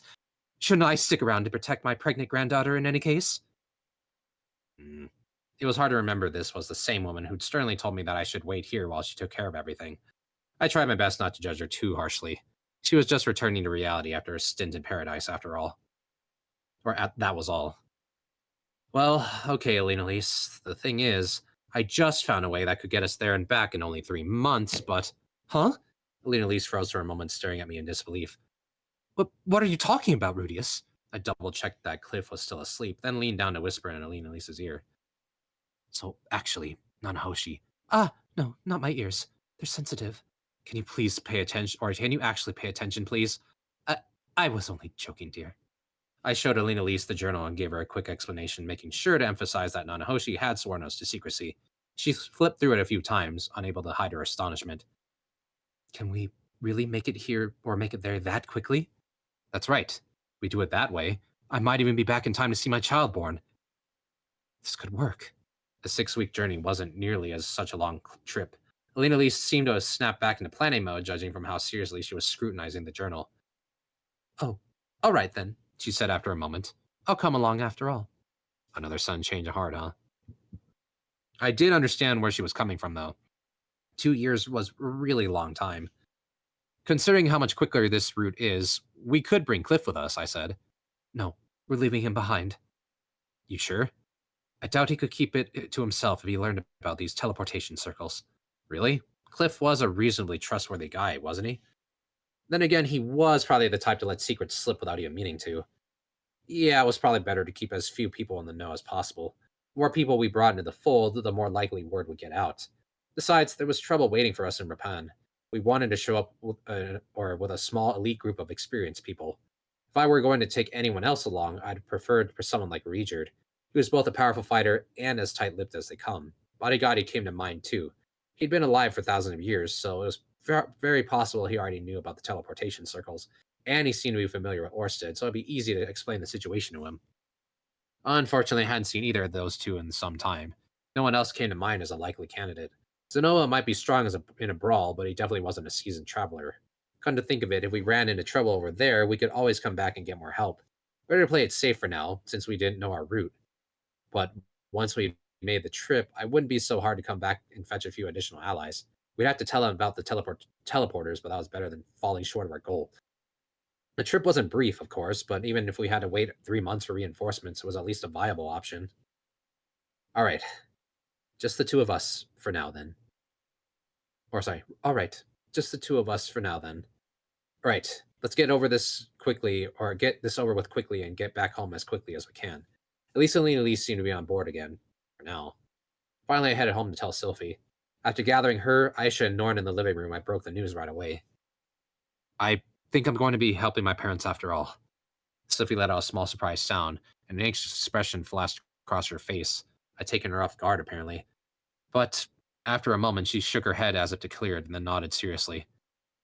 Okay, I understand. I'll take care of things here. I'm sorry to disappear like this so suddenly, even though I promised not to, I said. You're not breaking your promise, Rudy. This isn't sudden, and you aren't disappearing. Sylphie smiled at me, but it looked forced. No matter what she said, she was obviously struggling with this. It made my heart hurt just to look at her. How long do you think you'll be gone? About 2 years, right? No. Nanahoshi showed me a way to get there using a teleportation circle. I think I should be back before the baby comes.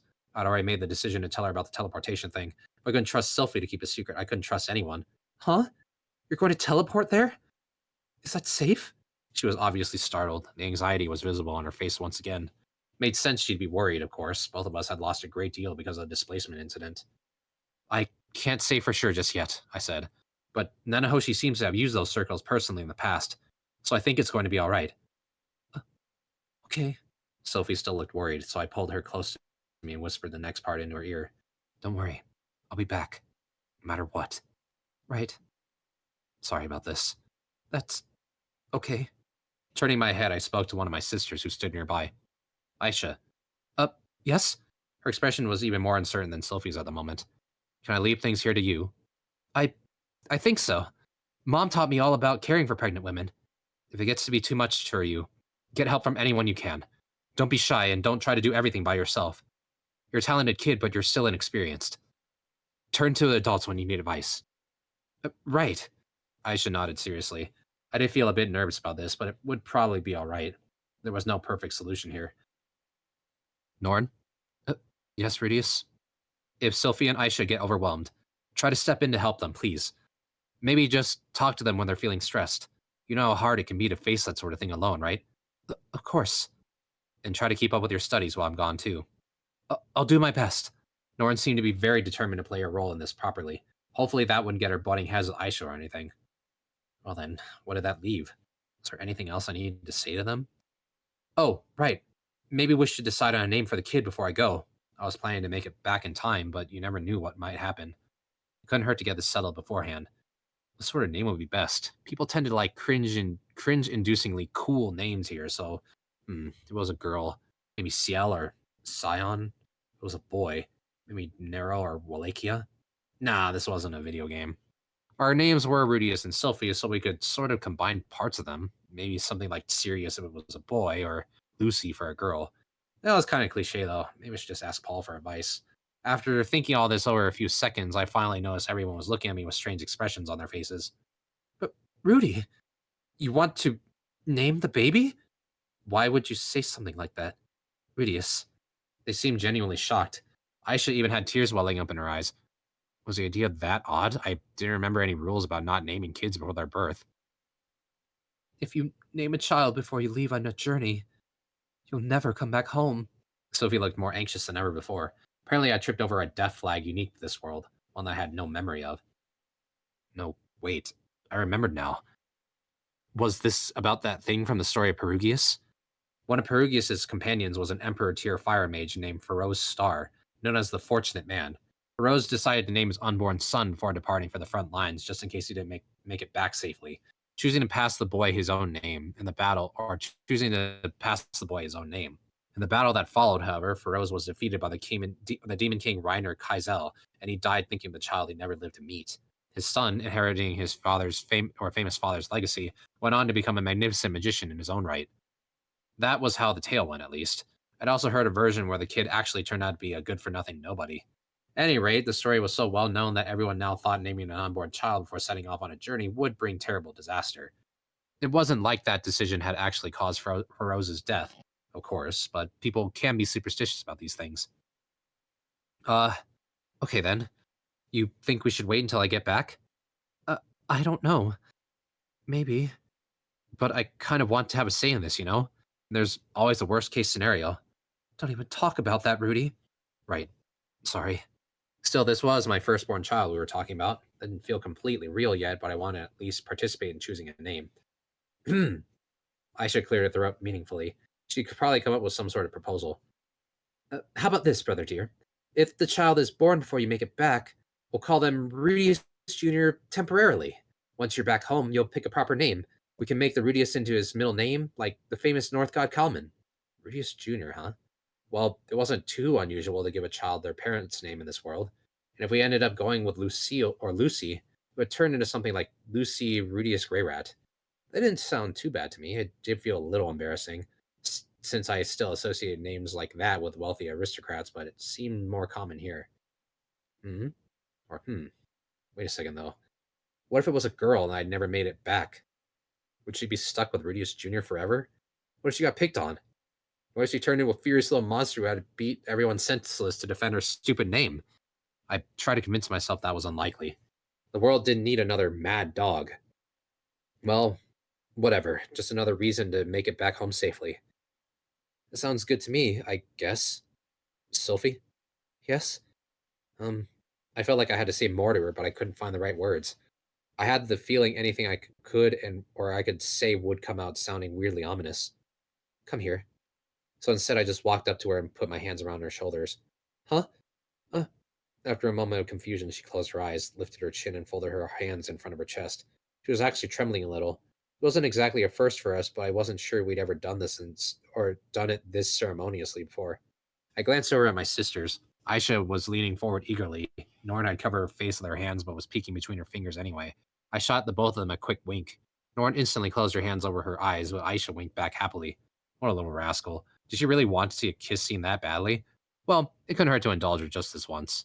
This was a special occasion. I kissed Sophie deeply and listened to my little sister squealing softly in delight. Hold on one sec, I go to the restroom quick. I really got pee. And this is why we pace ourselves with water, folks. Yep. This is also why you just glare at your sisters and tell them, hey, look away. Yeah. Rudy's an idiot. He is. Yeah. Like, if you haven't picked up on that, Rudy's an idiot. Very much. All right, To be fair, he was also, like, his mind and everything's kind of just... No, I got you, but like, word? but regardless of how sheltered he was and how he was raised by the internet because of his trauma, he's still an idiot in this world.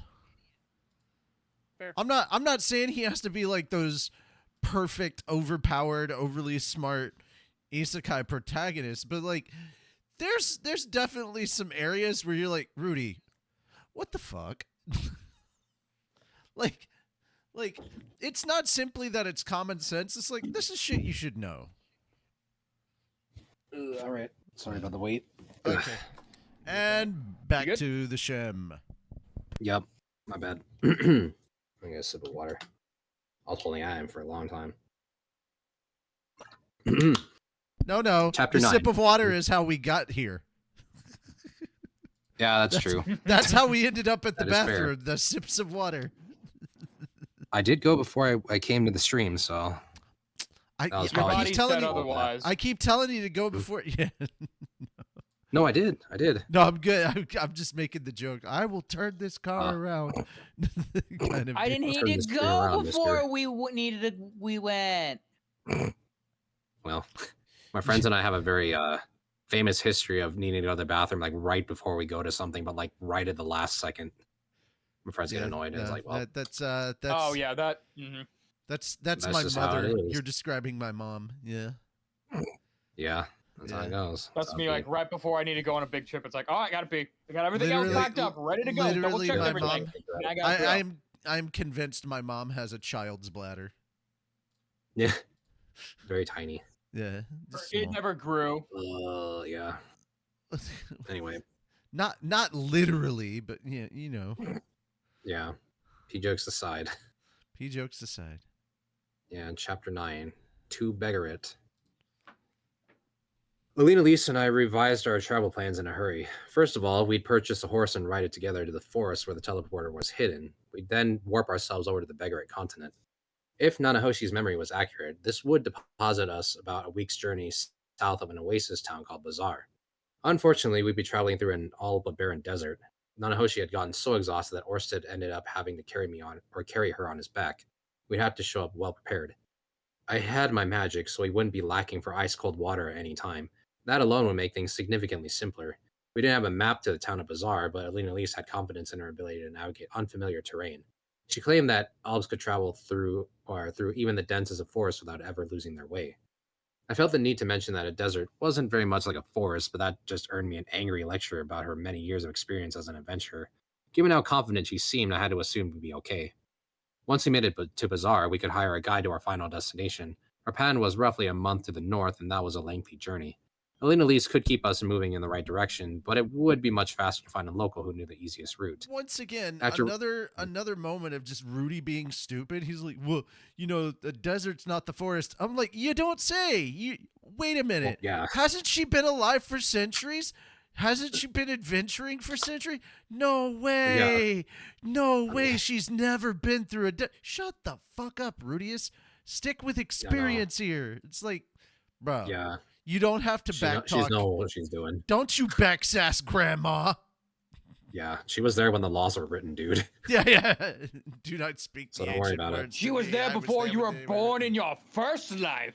Yeah, Boy. for real, probably. She was there Yeah. before you were an itch in your daddy's pants. Yeah, for real. Your first daddest.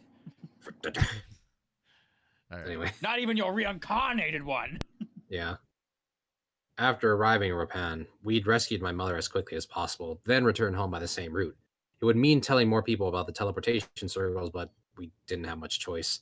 I couldn't tell my parents to take the long way back. For what we knew, Paul was traveling in a party of 6 people, probably 7, assuming he'd join up with Geese. We just had to swear them all to secrecy. Incidentally, I'd make sure to warn Sylphie and my sisters not to tell anyone about the teleporters, just to drive the point home. I mentioned that a very scary guy who could beat down Regent in an instant might get really angry with them, they blabbed. With our basic plan nailed down, Alina, Lisa, and I got to work on the details. I already had my gear sorted out. I'd be bringing my trusty staff, Aquahardia, and a robe that Sylphie had picked out for me. The only other thing that came to mind was a summoning spell that Nanahoshi had given me earlier. I didn't know how or know when it might prove useful, but I decided to bring 10 copies of the scroll along with me. I could make a new printing plate in a single day, but I didn't want to be lugging ink around in the desert. The scrolls are much lighter and less fragile. And if I ended up needing more, I could always try to buy some ink in Rapan. On that note, I didn't have any local currency. I wasn't even sure what kind of money they'd use over there. It was probably easiest just bring something I could easily exchange for cash. Other than that, I just needed food rations for the journey. This was my first first trip to Beggarit, so I had no idea what sort of tools or equipment I might want. I had to attain them locally as the need arose. Since our journey was going to last about 6 weeks now, I had some free space in my bags to work with. I could technically bring along some things. Sorry, go ahead. There's a lot of different kinds of arousal happening in this show. Sorry, sorry, making a Freudian good. slip thinking about No, release. it's hilarious. It's well, Elves. I mean, eventually we can't those blame sinners are you. gonna get to that. We can't blame you with the Alina Lee stuff, dude. Like they Yeah. don't shy about. They're not shy about it in the anime. You don't need to be shy about it in the Yep. novel. Yeah, The woman has her needs, or she will She- literally die. she do. She Yeah. has needs. Yep. All right. That didn't mean it was smart enough to weigh myself down with nonsense, though. It was probably best to travel light. We were reaching Bazaar in a week, so it wasn't like we'd be wandering the wilderness for long. Still, I decided to bring along a book that contained some specifics on teleportation magic, given the potential risk we were facing. I knew Orsted had used these things in the past, but that didn't mean it would be safe for us. I headed back to the faculty offices, flattered Genius for a while, and got permission to borrow a few titles from the library on a long-term basis. I picked up the book I had in mind, an exploratory account of the teleportation labyrinth, and grabbed a volume called The Beggarit Continent and the Fighting God Tongue while I was at it. It felt like that one might come in handy if I had trouble making myself understood. I seem to remember that Ginger knew a thing or two about horses, so I asked her to accompany me to a local stable. I took the chance to let Zenoba know about the situation. I see. You'll be able to return in roughly half a year then? Yeah, I can't explain how though. Is that so? Hmm. You know, I could order Ginger to go along with you, if you'd like. Don't be ridiculous, Sonoba. Why should I go out of my way to make an enemy of the poor woman? Well, all right then. Don't worry about me, okay? Just worry about looking out for Sophie and my sisters. There's no need to worry yourself on that account. Perhaps I could even assign Ginger to protect them in your absence, I snorted. Is it just me, or are you trying to get her out of your hair? Zenobia glanced over in Ginger's direction, then leaned over to whisper in my ear. The woman is something of a nag, Rudius. Ever since I was a child, she's lectured me about every single mistake I make. And lately, she's just been as strict as with Julie as well. It's getting tedious. The guy sounded like a college student complaining about his mother. I guess he was in his mid-20s, come to think of it. I could sort of understand how he felt. Sort of. Mostly, though, I just felt bad for Ginger. She was still young herself. The girl was wasting her 20s taking care of an oversized baby. What do you think about this, Julie? I asked. Our junior pupil had tagged along on a horse shopping expedition. I had to encourage her to keep at her training while I was gone. We could resume the Reader figure project after I returned.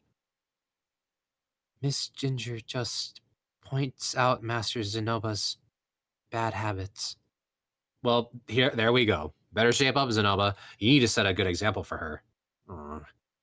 Yeah, this really did remind me of Mom barging into a filthy apartment and her 2 kids, filling up with junk. It was kind of heartwarming, in a way. Anyway, make sure you keep practicing like you promised while I'm gone. Okay, Julie? Yes, Grandmaster. I'll do my best.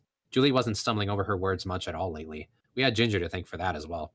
At this point, the woman in question came back over to us, leading a horse along by the reins. Here you are, Cerudius. I believe this one should serve your needs. Ooh. The horses in these parts tend to be bulky creatures, since they had to push their way through the snow most of the year. Up close, this one almost looked like a different species from the slender racehorses I was familiar with. It wouldn't sprint as fast, but it looked like it could keep going for days at a time. Horses in this world were monstrously strong in general. For no particular reason, I decided it was worthy of the name Matsukaze. Thank you, Ginger. You've been a great help. That's quite all right. It was no real trouble. Want me to ask Sonoba to do something for you? Maybe massage your shoulders? Sir Rudius, I have great respect for you, but I wish you'd show a bit more. Right, sorry, it was just a joke. Judging from the way she was glaring at me, Ginger didn't find it very funny. Anyway, I had my horse, and I'd let the most important people in my life know what was going on. Was I forgetting someone? Maybe. I felt like I'd spoken with all my friends, though. Bodyguard still wasn't around, but there wasn't anything I could do about that. Well, whatever. I checked every item off on my to-do list, and I'd sworn everyone who knew about their teleportation circles to secrecy. We were good to go. On the day of our departure, my wife and 2 sisters saw me off at the front door. I'll be back before you know it, Sophie. Rudy. Sophie threw her arms around me with tears in her eyes. I'd gotten accustomed to her holding her over. I'd gotten accustomed to her holding her over the last 6 months. Her body was small and radiated warmth. It felt like hugging an affectionate little animal sometimes. But today, her shoulders were trembling, and she was sniffling softly. This wasn't making it too easy to leave, honestly. Should I just stay behind after all? Maybe I could wait for my child to be born before I help the old man. Think about it. Normally, it would have taken me almost a year to get out there. Can I stay home for another 7 months and leave after my child's born? The journey should only take 6 weeks now, so I could make it on schedule. I wasn't strong enough to keep the thoughts from flitting it through my mind. By the end of the day, Geese had been desperate enough to send an express message from the Begaric continent. Those services weren't cheap, even for the briefest of letters. It wasn't something you did unless you had to. Time was probably of the essence. If I left now, I could still make it back to see my child be born. I just had to think of it as a kind of business trip, basically. Wiping away Sophie's tears, I spoke to my sisters who were standing awkwardly behind her in the foyer. Aisha, Norn, I'll see you later. Take care of things for me, okay? I wasn't entirely sure myself what that was supposed to mean, but the 2 of them nodded empathetically. Don't worry, brother dear. I'll keep matters well in hand here. Of course, Rudius. Be careful out there. I nodded. Good to hear. Try not to fight with each other, okay? They replied, yes, in perfect unison. I couldn't help smiling at the grimly serious expressions on their faces. Sophie! Elena Elise chose this moment to ride up dramatically on her horse. He was carrying 2 full weeks of provisions on his back, but didn't even seem to feel the weight. Our Matsukaze really was a beast. Be brave, dear. You'll be all right. You don't need a husband hanging around to give birth anyway. Trust me, I'm speaking from experience on this one. I guess so, said Sophie with a weak smile. You be careful out there too, Grandma. Oh, don't worry about me. I'll manage just fine. Alina Elise flipped her hair upward in a gesture of supreme confidence. The woman could be cool when she wanted to. She looked like a lady knight from a fairy tale or something. It was a shame I'd seen her throwing a tantrum just the other day. The memory of that kind of tainted the whole experience. Well, I guess everyone has their weak spots, right? I certainly wasn't lacking a few of my own. Okay then. We'd better get on the road. Not wasting any more time, I hopped up behind Alina Elise. She was a slender woman, but she sat ramrod straight in the saddle. It was kind of reassuring to know she had the reins. It wasn't unpleasant having my arms around her either. I felt a little stab of guilt, but hey, I was only barring her from Cliff for a little while, right? Rudy? Sophie tilted her head curiously at me. Not that I was doing anything fishy. Really. I had to hold on tight so I wouldn't fall off. That was all. All right, everyone. See you soon. At last, our journey got underway. It took 5 days for us to reach the forest to the southwest of Sharia. During that first leg of the journey, we were accompanied by an adventurer we'd hired from the guild. He'd be responsible for taking our horse back to the city afterwards. Horses would only slow you down in dense forest, and we didn't know the size of the teleporter we'd be using. It would be convenient to have a beast of burden for our travels across the desert, but it was smarter to just procure one over there. We'd probably find something better suited to the local climate. All in all, it made more sense to have someone just escort the horse back to Sharia for us. He hadn't come cheap, so I had every intention of keeping him. I never learned how to ride, so I mostly spent the trip cleaning Nolene Elise from behind. Of course, I did keep myself occupied. In a perfectly platonic way. I spent an entire day charging up that magical diaper Cliff had created. This did involve wrapping my arms around Nolene Elise's waist, so I caught our hired sword shooting me a few envious glances. After arriving at the forest, we said our goodbyes to Matsukaze. Hopefully he'd hit it off with Aisha and the others. Now we had a forest to investigate. I forgot exactly what its name was, something like the Lumen Forest, maybe? A word that meant stomach in some language or the other. That choice made sense once you were inside the place. The vegetation was incredibly dense. There were so many tall, old trees that their branches blocked out the sun. Kind of a gloomy place, really. The ground was thick with roots, so it often felt like you were walking on top of a lumpy, uneven wooden floor. You had to watch your step constantly. Bigger trees had much larger roots, and in some places they even formed natural staircases of sorts. It was almost like an outdoor dungeon. Even an experienced ranger could easily get lost in a place like this, and once you wandered off the path, it'd be all too easy to become a monster's prey or slip and fall off a wooden platform. Many human bodies had no doubt been digested by this forest over the centuries. It didn't look like any woodcutters came out here too often. Maybe the monsters here were relatively strong or numerous, or maybe there were other forests in the area that were just more conveniently located. It was probably some combination of the three, honestly. Just to be clear, the woodcutters of this world weren't anything to scoff at. A team of lumberjacks were often more organized and capable than an average band of adventurers. Forests offered plentiful lumber, but they were also home to many monsters. Cutting down a single tree was a dangerous task. People had to form teams, and sometimes even hire bodyguards. A typical expedition involved some serious combat on top of the actual woodcutting, so the Woodcutters Guild was home to plenty of formidable characters. Besides, their works had a vital function in this world. Trees didn't get cut down on a regular basis, you'd eventually get swarms of dangerous treants. You remember the formation we discussed earlier, Rudius? Alina Elise said. Let's take our positions. Got it. Still, this wasn't for veteran adventurers like us. We were alert, of course, but calm. Alina Elise took the lead and I followed behind her at a set distance. As you might expect from an elf, she knew how to navigate this terrain, and thanks to her excellent hearing, we had advance warning whenever enemies tried to ambush us. 3 monsters at 2 o'clock. Got it. On command, I fired off a stone cannon ahead and to my right. The projectile struck a green board just as it broke through the foliage, sending it flying backwards in a spray of blood. His 2 companions immediately turned tail and fled. Alina Elise was handling the search part, and I was on the destroy duty. So far, we were wiping out every threat before they even got close to us. We hadn't engaged in any real combat so far, which was fine by me. Alina Elise seemed to be guiding us around dangerous areas where animals were congregating in larger numbers. This was evidently a skill she picked up over the years, rather than some sort of natural elven instinct. I think I found it. This is the monument, or sorry. I think I found it. This is the monument we were looking for, right? After some time, Elena Lee spotted the thing we were here to find. It was a flat stone slab with a symbol carved on its surface, standing in front of a thick wall of vegetation. I had resigned myself to the possibility we'd be combing this forest for 2 to 3 days, but we managed to find the thing before the sun set. Maybe the woman had skill points and fine secrets or something. The carving on the stone was familiar to me from the monuments to the seven great powers. It bore the crest of the dragon god, a sharp, angular pattern made of mostly triangles. It reminded me a little of the magic symbol that appeared on some anime character's forehead when he powered up, although the specific details were totally different. Maybe they were both supposed to be representation of a dragon's face. Still, had I seen this crest on its own before?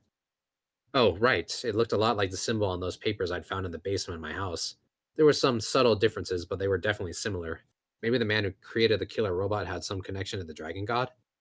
Well, there were probably a bunch of similar symbols out there. In my old world, lots of countries had similar flags. Is something the matter? Nah, it's nothing. Elena Elise had noticed me studying the symbol at length, but I decided not to pursue this line of thought any further. We had other priorities at the moment. I'll get started on moving the barrier then, I said. All right. Elena Elise turned around to watch my back while I worked. I placed a hand on the stone surface and opened Nanahoshi's journal to the page where she'd written her notes. This was a specific incantation I was supposed to use. The worm lived only for his ideals. None could escape the reach of his mighty arms. He was the second to die. A dragon general, his scales green and gold, his life the most ephemeral of dreams. In the name of the holy dragon emperor Shirad, I break this seal. The instant the final words left my mouth, I felt mana flowing from my arm into the tablet, and the world began to distort before my eyes. The air itself seemed to swirl strangely for a moment. When this passed, the thick wall of trees and plants in front of me had disappeared, leaving a stone building in its place. Whoa, I've never seen an enchantment like this, said Alina Lee, staring at the structure in astonishment. It wasn't anything I'd seen before either, but the way that tablet had sucked mana out of me was familiar. The thing was probably an oversized stationary magical implement. If we broke it in half, we'd probably find a bunch of complex magic circles etched inside. Still, this incantation struck me as a dragon god original, what with all the references to various dragons.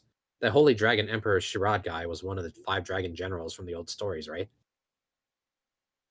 This incantation seemed to be incomplete, given that it lacked the name of the spell itself. But if you had the entire thing, maybe it would allow you to imitate the power of this tablet and dispel magic barriers freely. It seemed disturbingly plausible. Let's get going then. All right. I kind of wanted to uproot this tablet and take it home with me, but that seemed like the sort of thing that might get me murdered by Orsted. I'd had enough of that for one lifetime. The building before us was a squat, single-story structure. Vines of ivy ran along its walls, and there were places where the stone had crumbled away over the years. This place looks like a pretty typical ancient ruin, doesn't it? I've seen a few labyrinths with entrances that looked a bit like this, Alina Lee said. Oh, right. You don't have any experience with labyrinths, do you, Rudius? Nope. I've explored some old ruins and such, I guess, but not an actual labyrinth. In that case, make sure you follow close behind me. Only step where I do. Sure, I can do that, but I don't think this place is a labyrinth. Is it? It's better to be safe than sorry. Fair enough. There might be traps in there for all we knew. Still, Alina Elise wasn't a rogue or anything. Was she even able to find or capable of finding traps? Just to be on the safe side, I activated my Eye of Foresight. It wasn't much of an advanced warning system, but it might help me cope a little bit better with any sudden ambushes. Okay then, Rudius. Let's go. Be ready to cover me if things turn ugly. Got it. Cautiously, Alina Elise and I stepped inside the stone ruin together. The interior was also made of stone. Here and there, you could see vines or tree roots poking through the walls. A classic forest ruin situation, basically. It wasn't that large a structure, though. In fact, it looked like there were only 4 rooms. We moved through them slowly, making sure to investigate every corner.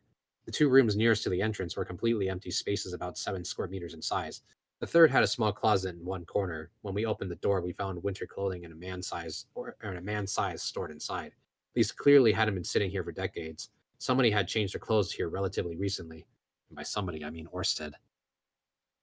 The teleportation circle was supposedly going to drop us off in the middle of the desert, and this region was blanketed in heavy snows for a good part of the year.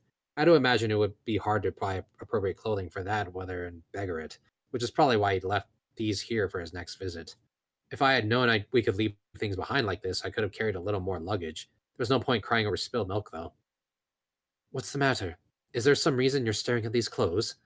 Nah, just wondering if there's anything we could leave behind for our return trip. Hmm, I don't think so. We'd basically be throwing supplies away if we left them here. To be sure, the food we had with us wasn't going to stay edible if we left it sitting here for months. Barrier or no barrier, there were probably bugs in here. Let's be on our way then, said Alina Lise, turning towards the exit. Right. In the fourth and final room, we found a set of stairs leading down in the darkness. Oh my. Now this looks suspicious. Alina Lee scrutinized the area around the stairs and checked every corner of the room like an FBS player clearing an area.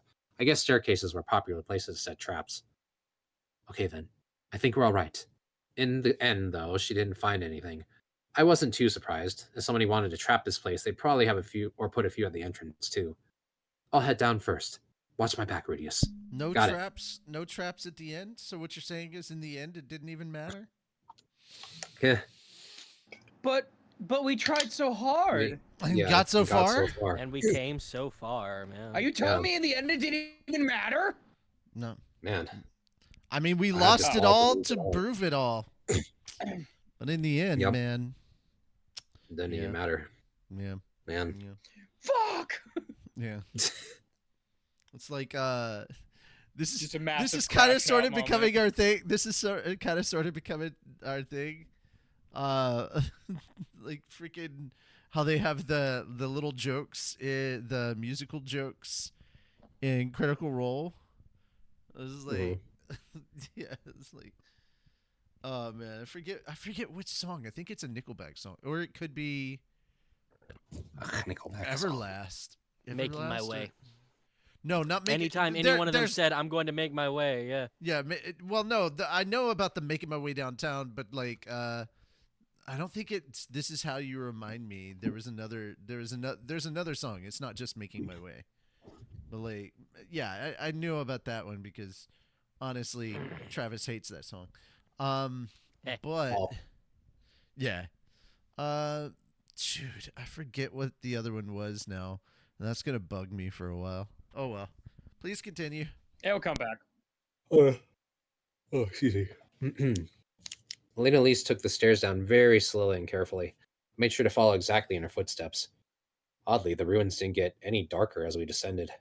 The reason for this became clear when we reached the bottom of the stairs. Well, there it is. There it is. There was a huge magic circle on the floor in front of us. Big as one of the rooms upstairs, in size at least, it was comparable to the one I'd been trapped in back in the royal palace of Chiron, and it was emitting a steady bluish-white light. This would be the teleportation circle, then? I'd have to assume so, yes. Just to be sure, I took Nanahoshi's journal from my bag and reviewed her notes. The thing in front of us looked very similar to her sketch of a two-way teleporting circle. There were some minor differences, but all the major features were there.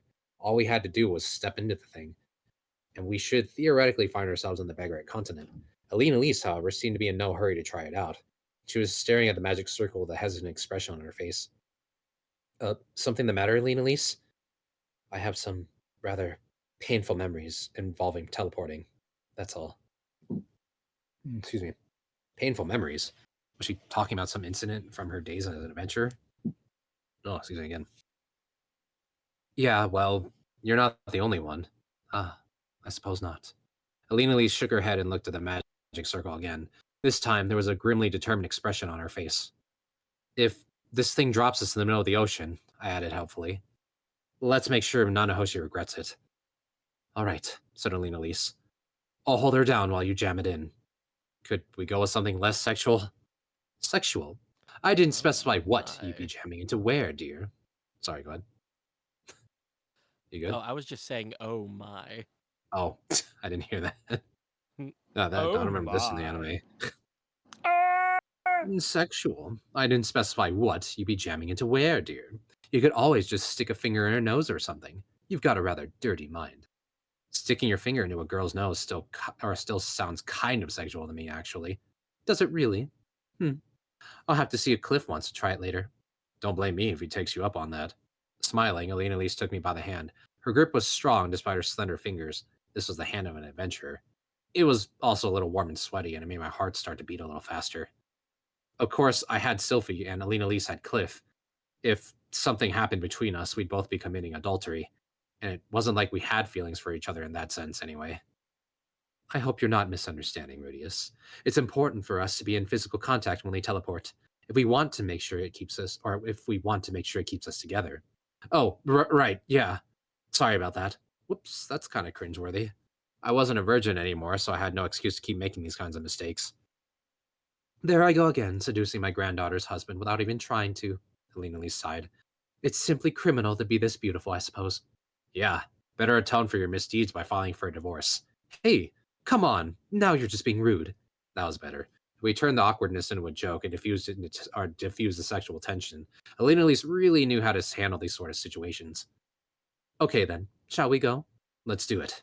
The two of us stepped into the teleportation circle together. Chapter 10, Natural Predator. Excuse me. The teleporting felt a bit like snapping awake out of a doze. Maybe I'd actually lost consciousness for a moment. Looking besides me, I saw Elena Elise just as startled. I guess we're here, she said after a moment. We didn't just start a Well- new chapter, did we? Oh, sorry. Yeah, we got to chapter 10. Should I stop here? Well, do you want to go to 10:30, or do you prefer to stop I can here? do what you need me to. I'm fine. I can keep going if you want me to. All right, if you want to get, well, I'm asking you. I have to Like, stop it's up here. to you. Yeah, I Do can you go. want call, to man. keep reading or not? Okay. That's I mean, I can keep going. That's fine. Yeah. I got No, you can- water. Yep.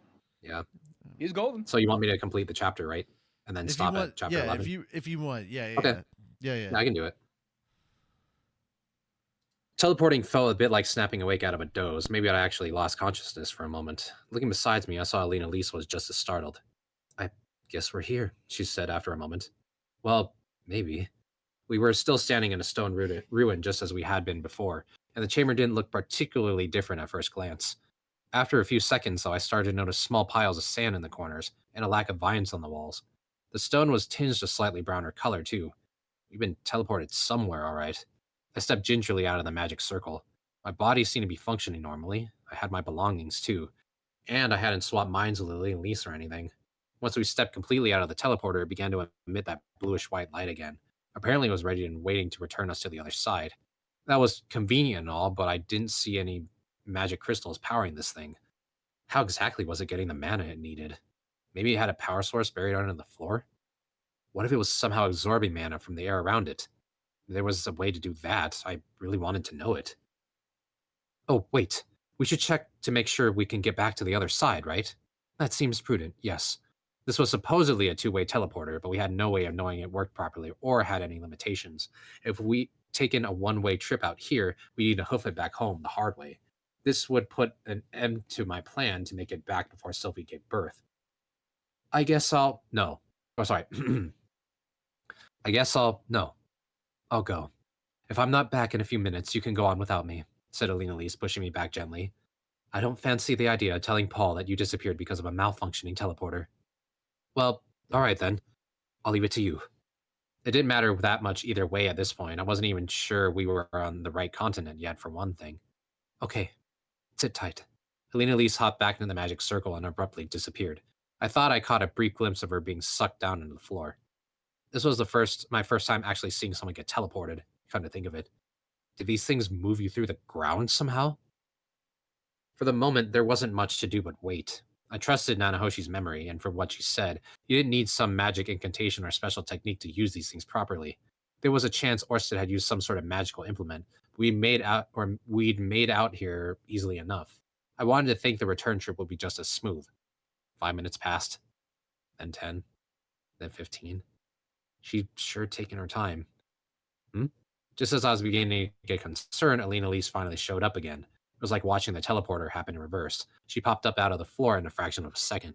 She looked a bit woozy for a moment, but nodded when she met my gaze. We're all right, Rudius.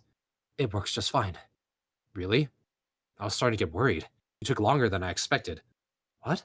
I didn't spend more than a few seconds on the other side. The teleportation process wasn't literally instant then, but a few minutes to make a trip halfway across the world wasn't a bad deal. It sounded like we were looking at maybe 7 minutes of lag per trip. Come to think of it, I'd heard something about the Fitoan displacement incident that seemed relevant. There had supposedly been an odd delay between the disappearances and when people reappeared somewhere. Was it Sylphie who told me that? Teleportation might be a rapid means of travel, but it wasn't instantaneous. Maybe it was more like a boson jump. Well, no big deal. You made it back, and that's what matters. I suppose so. If these things were too dangerous, Orsted wouldn't be using them, and we'd at least confirm that we could get back home. Shall we be on our way then? Feeling somewhat reassured, I made my way over to the stone stairs leading upward. The instant we reached the first floor, I noticed a sharp increase in the temperature. The air was brutally hot. It didn't feel too humid at least, which made sense that we were in the middle of a desert, like we were supposed to be. The first floor looked virtually identical to the ruin we'd left behind in the forest. The main difference was the sand carpeting the floors and the lack of vegetation on the walls. I had noticed a few footprints here and there. Those were Orsted's, presumably. If we bumped into each other, I'd have to growl at his feet faster than he could kill me. There were 4 rooms here as well, and the layout was identical. In one of them, however, we found a few thick white capes and water canteens. More Orsted's possessions, presumably. What should we do about our footsteps? Oh, sorry. Should we do about our footsteps? Think I should erase them? Or sorry, what do you think we should do about our footsteps? Think I should erase them? Are you worried about that Orsted person? I think it's rather unlikely that we'll run into him. True, but I was still kind of scared. Maybe I should leave behind a message? Tell him Nanahoshi had told me about this place and I was only using it because of a family emergency? Promise to keep it secret and beg him not to be angry with me? Then again, there was no telling when he'd even be here next. We might never find out we'd been here in the first place, in which case leaving a letter would just be asking for trouble.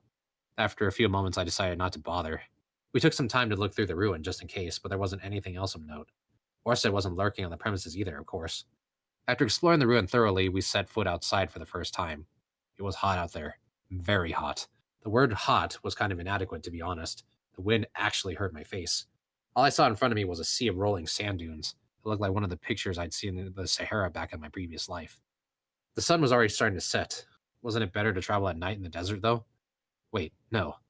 Maybe it was more dangerous because the temperature would drop below freezing? Not that things necessarily work the same in this world. I seem to remember that desert dwelling monsters weren't active at night. We wandered around in the dark and got ambushed. Things could get dicey. What do you think we should do, Alina Elise? I asked. We won't get far before the sun sets if we set out now. It's a little early, but I think we ought to take the chance to rest with a roof over our heads. We ended up deciding to spend the night in the ruins. The night proved just as frigid as we feared. I'd gotten used to cold up in the north, but the rapid way the temperature shifted here made it harder to endure. We were okay for the moment since we had thick stone walls to shelter behind, but we'd have to think about how to stay warm when we were camping outdoors. Maybe I could make us some temporary shelter with magic?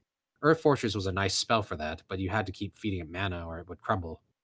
If I tinkered with it a little, maybe I could create a simple igloo-style structure that would hold itself together. Then we could make a fire inside to warm ourselves up with. Yeah, that seemed like a plan. For tonight, though, we decided to just wrap ourselves up in our sleeping bags on the floor. I took some time to recharge Alina Lisa's magical implement before turning it. This involved putting both my hands on the diaper to channel mana into it. I felt like a bit of an idiot, to be honest. Rudius, Alina Lisa murmured, if you find yourself running out of mana, you can put off recharging this thing for a while. But if I stop feeding it mana, you won't be able to contain yourself, right? Your magic is going to be crucial every time we enter combat. We have to prioritize your ability to fight. The monsters on the Beggarate continent weren't, on average, as fierce as those on the Demon continent, but some were supposedly of comparable strength. Letting down our guard might prove fatal. Don't worry about it. This isn't much of a strain on my mana supply, honestly. Don't worry about it. This isn't much of a strain on my mana supply, honestly. Really? I swear, your mana's like a bottomless well. Kind of like your sex drive. Oh, I wouldn't say that I'm that horny, dear. If I slacked off on filling this thing up with mana, and then Alina Elise went into seductress mode, we'd be in trouble. I probably wouldn't be able to resist if she attacked me. There were too many convenient excuses available. Just this once, it'll be our little secret. I tried to stop her, but she forced the issue, and if I gave in to that kind of pressure, it might end up ruining our lives. I mean, what if she got pregnant? Cliff would hate me for the rest of my life, and Sophie might never forgive me either. Not to mention what my little sisters might think. I just couldn't imagine a single good thing coming of me sleeping with Alina Elise. If we really couldn't stop ourselves, maybe I could at least convince her to stop at oral. Ugh, no, I shouldn't even be thinking like that. I was obviously a little backed up myself at this point. I've been spending a lot of time over the last week with my arms wrapped around Alina Elise. We hadn't done anything remotely sexual, but you can't blame a young guy for getting a little horny. I'd have to see my own needs tonight when I was on guard duty or something. Excuse me. Well, let's get some sleep. Or sorry, let's get to sleep, shall we? I imagine we'll be moving through the desert for some time, so we ought to be saving our strength. Yeah, you're right. As much as I wanted to conserve my energy, though, I needed to expend some tonight. Sometimes it isn't being me or easy being a man. Later that night, as I was lying inside the ruins, a sweet smell wafted through the air. Instantly, I felt my heart start pounding on my chest. Opening my eyes, I saw Alina Lee grimacing in her sleep, with her sword clutched in her arms. I found myself studying her pale neck and slender hands. Her face looked a bit like a more grown up version of Sylphie's. She was tall and willowy, too, especially below the waist. Her figure was about as perfect as I'd ever seen.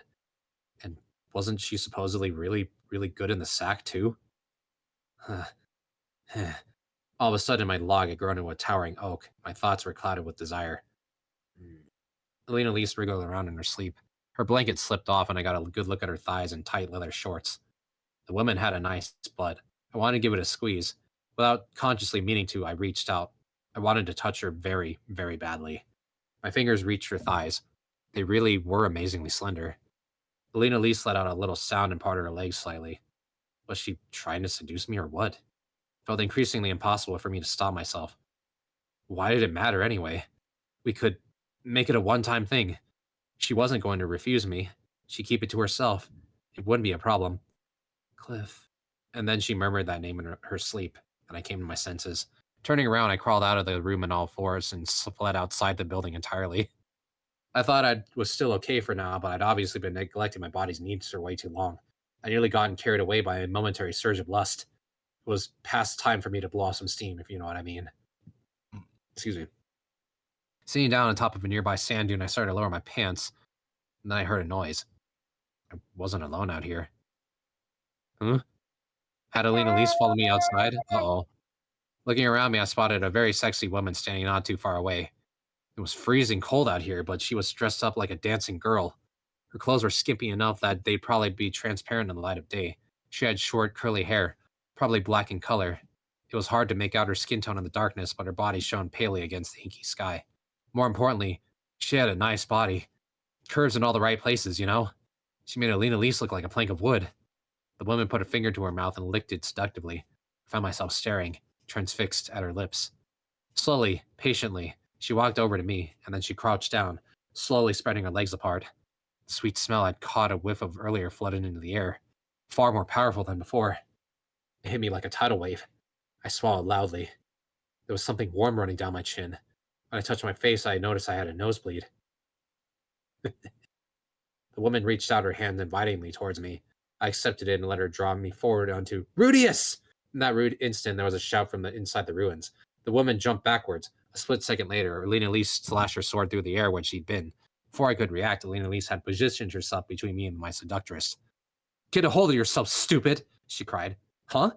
I didn't know how to react, but Alina Elise was already raising her shield and charging at the woman. Yeah, on. Kia! The woman let out a high-pitched shriek, and her nails grew to unnatural length. Her body itself was changing shape. Fully formed wings burst from her back, and she beat them fiercely, trying to lift off the ground. Alina Lisa was already on her. Swinging her shield sharply into the woman's face, she sent her crashing to the ground. And once she had the thrashing woman pinned in place with her foot, she stabbed her swords down. The woman let out one final eerie cry, but Alina Lise just pushed the blade deeper. After a moment, she jumped backwards. The woman twitched and spasmed a few times, but soon stopped moving. She was dead. Huh? I looked on in a state of shock. My mind didn't want to make sense of these events. And my little guy still hadn't gone back to normal yet. What the hell? What just happened? As I sat there stupefied, Alina Lise turned around and slapped me in the face. Wake up already. That thing was a succubus. Huh? A succubus? Wait, really?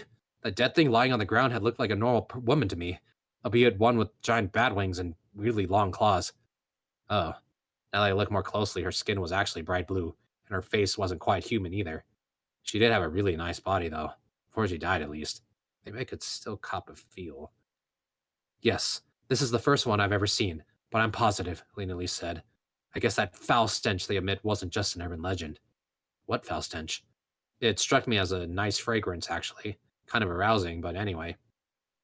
I found myself staring at Alina Lise again. She didn't have much of a chest, but her face was gorgeous and her legs were shapely. And that butt. My God. Alina Lise. You got a really nice body, you know? What? Rudius? Or Rudius? Pull yourself together, please. It was no big deal, right? Woman loves sleeping around. I complimented her enough, she let me in her pants. You know, I've always dreamed about making love to a girl like you. I'll tell Sophie if you keep this up. Hey, what she doesn't know can't hurt her. Rising to my feet, I started to walk slowly towards Alina Lise. She raised her shield and backed away from me. Damn, that's right, she muttered. Succubi can bewitch men, can't they? Come on, babe. Let's have some fun. Alina Lise frowned and then sighed. And then smacked her shield in my face. Fell back hard onto the sand, bright lights flashing before my eyes. That didn't matter, though. I had more important things to worry about, like having sex with Alina Lise. Come on, babe. You won't regret it. I promise. Oh, good lord, Rudius. Use detoxification magic on yourself and keep using it until you count to 10. Detoxification magic? If I do that, will you let me screw you? We'll figure that out later. Just do it, all right? Panting loudly, I started to cast my detoxification spells, beginning with the most basic and working my way up to the intermediate incantations. After I'd completed a few of those, though, my body suddenly felt a lot lighter. Huh? It was as if the fog inside my head had lifted all at once. My lower body was still a little overactive, but my desperate need for sex was already fading away. I looked over at Lena Lise. She was an attractive woman, to be sure, but those were my only thoughts. I did hear that the scent of the succubus has the ability to drive men out of their minds. I see that part was true as well. Elena Lee slowly sheathed her sword and then folded her arms with a sigh. Yara yara does it. Sorry, good grief. What was I even doing up until a moment ago? I searched my memory for the words I'd spoken over the last few minutes. Shit. Let's go back to sleep, shall we? And do try to be a little more careful next time. Elena Lise was already turning around to return to the ruins. Fidgeting awkwardly in embarrassment, I called out to her.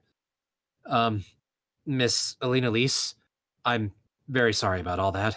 Elena Lise looked back at me suspiciously and then grinned in amusement at the look on my face. What was that line again? I've always dreamed about making love to a girl like you. I could feel my face heating up. It wasn't my fault. The succubus made me do it. Come on, babe, you won't regret it. Ugh. God damn it, this was seriously humiliating. Smirking, Elena Lise walked over to me and thumped me on the head. It's all right. I understand. The thing has that effect on people, you know. It's hardly your fault. I won't tell Sophie or Paul about this. You're a saint, Elena Lise. Just try not to trust me too blindly, all right? I can control myself for the moment, but my curse will only grow stronger with time. At some point, I won't be able to hold back. Yeah. Okay. If it happens, it happens. No, stupid. You're supposed to stop me if it comes to that. Right. Shaking her head, Elena Lise smiled gently. I guess I'll be going to sleep then. You stay on guard duty for now, please. Oh, and make sure you burn that body. Got it. With that, she walked back inside the ruin. I still couldn't help but feeling guilty about the way I treated her, but there wasn't much I could do about it now. I needed to burn that succubus's body and bury its bones. Up close, it wasn't quite as attractive. Its features were kind of bad light, actually. I guess it looked human enough if you squinted, but I couldn't understand why I'd been so turned on by it before. I could have sworn it looked like a beautiful girl at first. They only revealed its real form when its true nature was exposed, like vampires in horror movies. Still, I hadn't been imagining that figure. That creature's body was voluptuous, all right. Maybe that was the real problem. From the neck down, it was like a much bustier version of Lena Lise with wings. Okay, let's try to get our mind off the subject. This has been a very close call. If Lena Lise hadn't come leaping out in the nick of time, what would have become of me? Maybe this thing would have taken me by the hand, lured me out somewhere, and sucked the life right out of me. Ugh, damn it. Still got a bad case of blue balls. Just another reason to resent this thing. At this rate, I really might throw myself on Alina Lise before too long. Maybe I should relieve myself before I go back in there. Keeping an eye out for succubi, of course. It was only our first night on the Beggarite continent, and this journey was already proving to be a real challenge. All right, chapter done.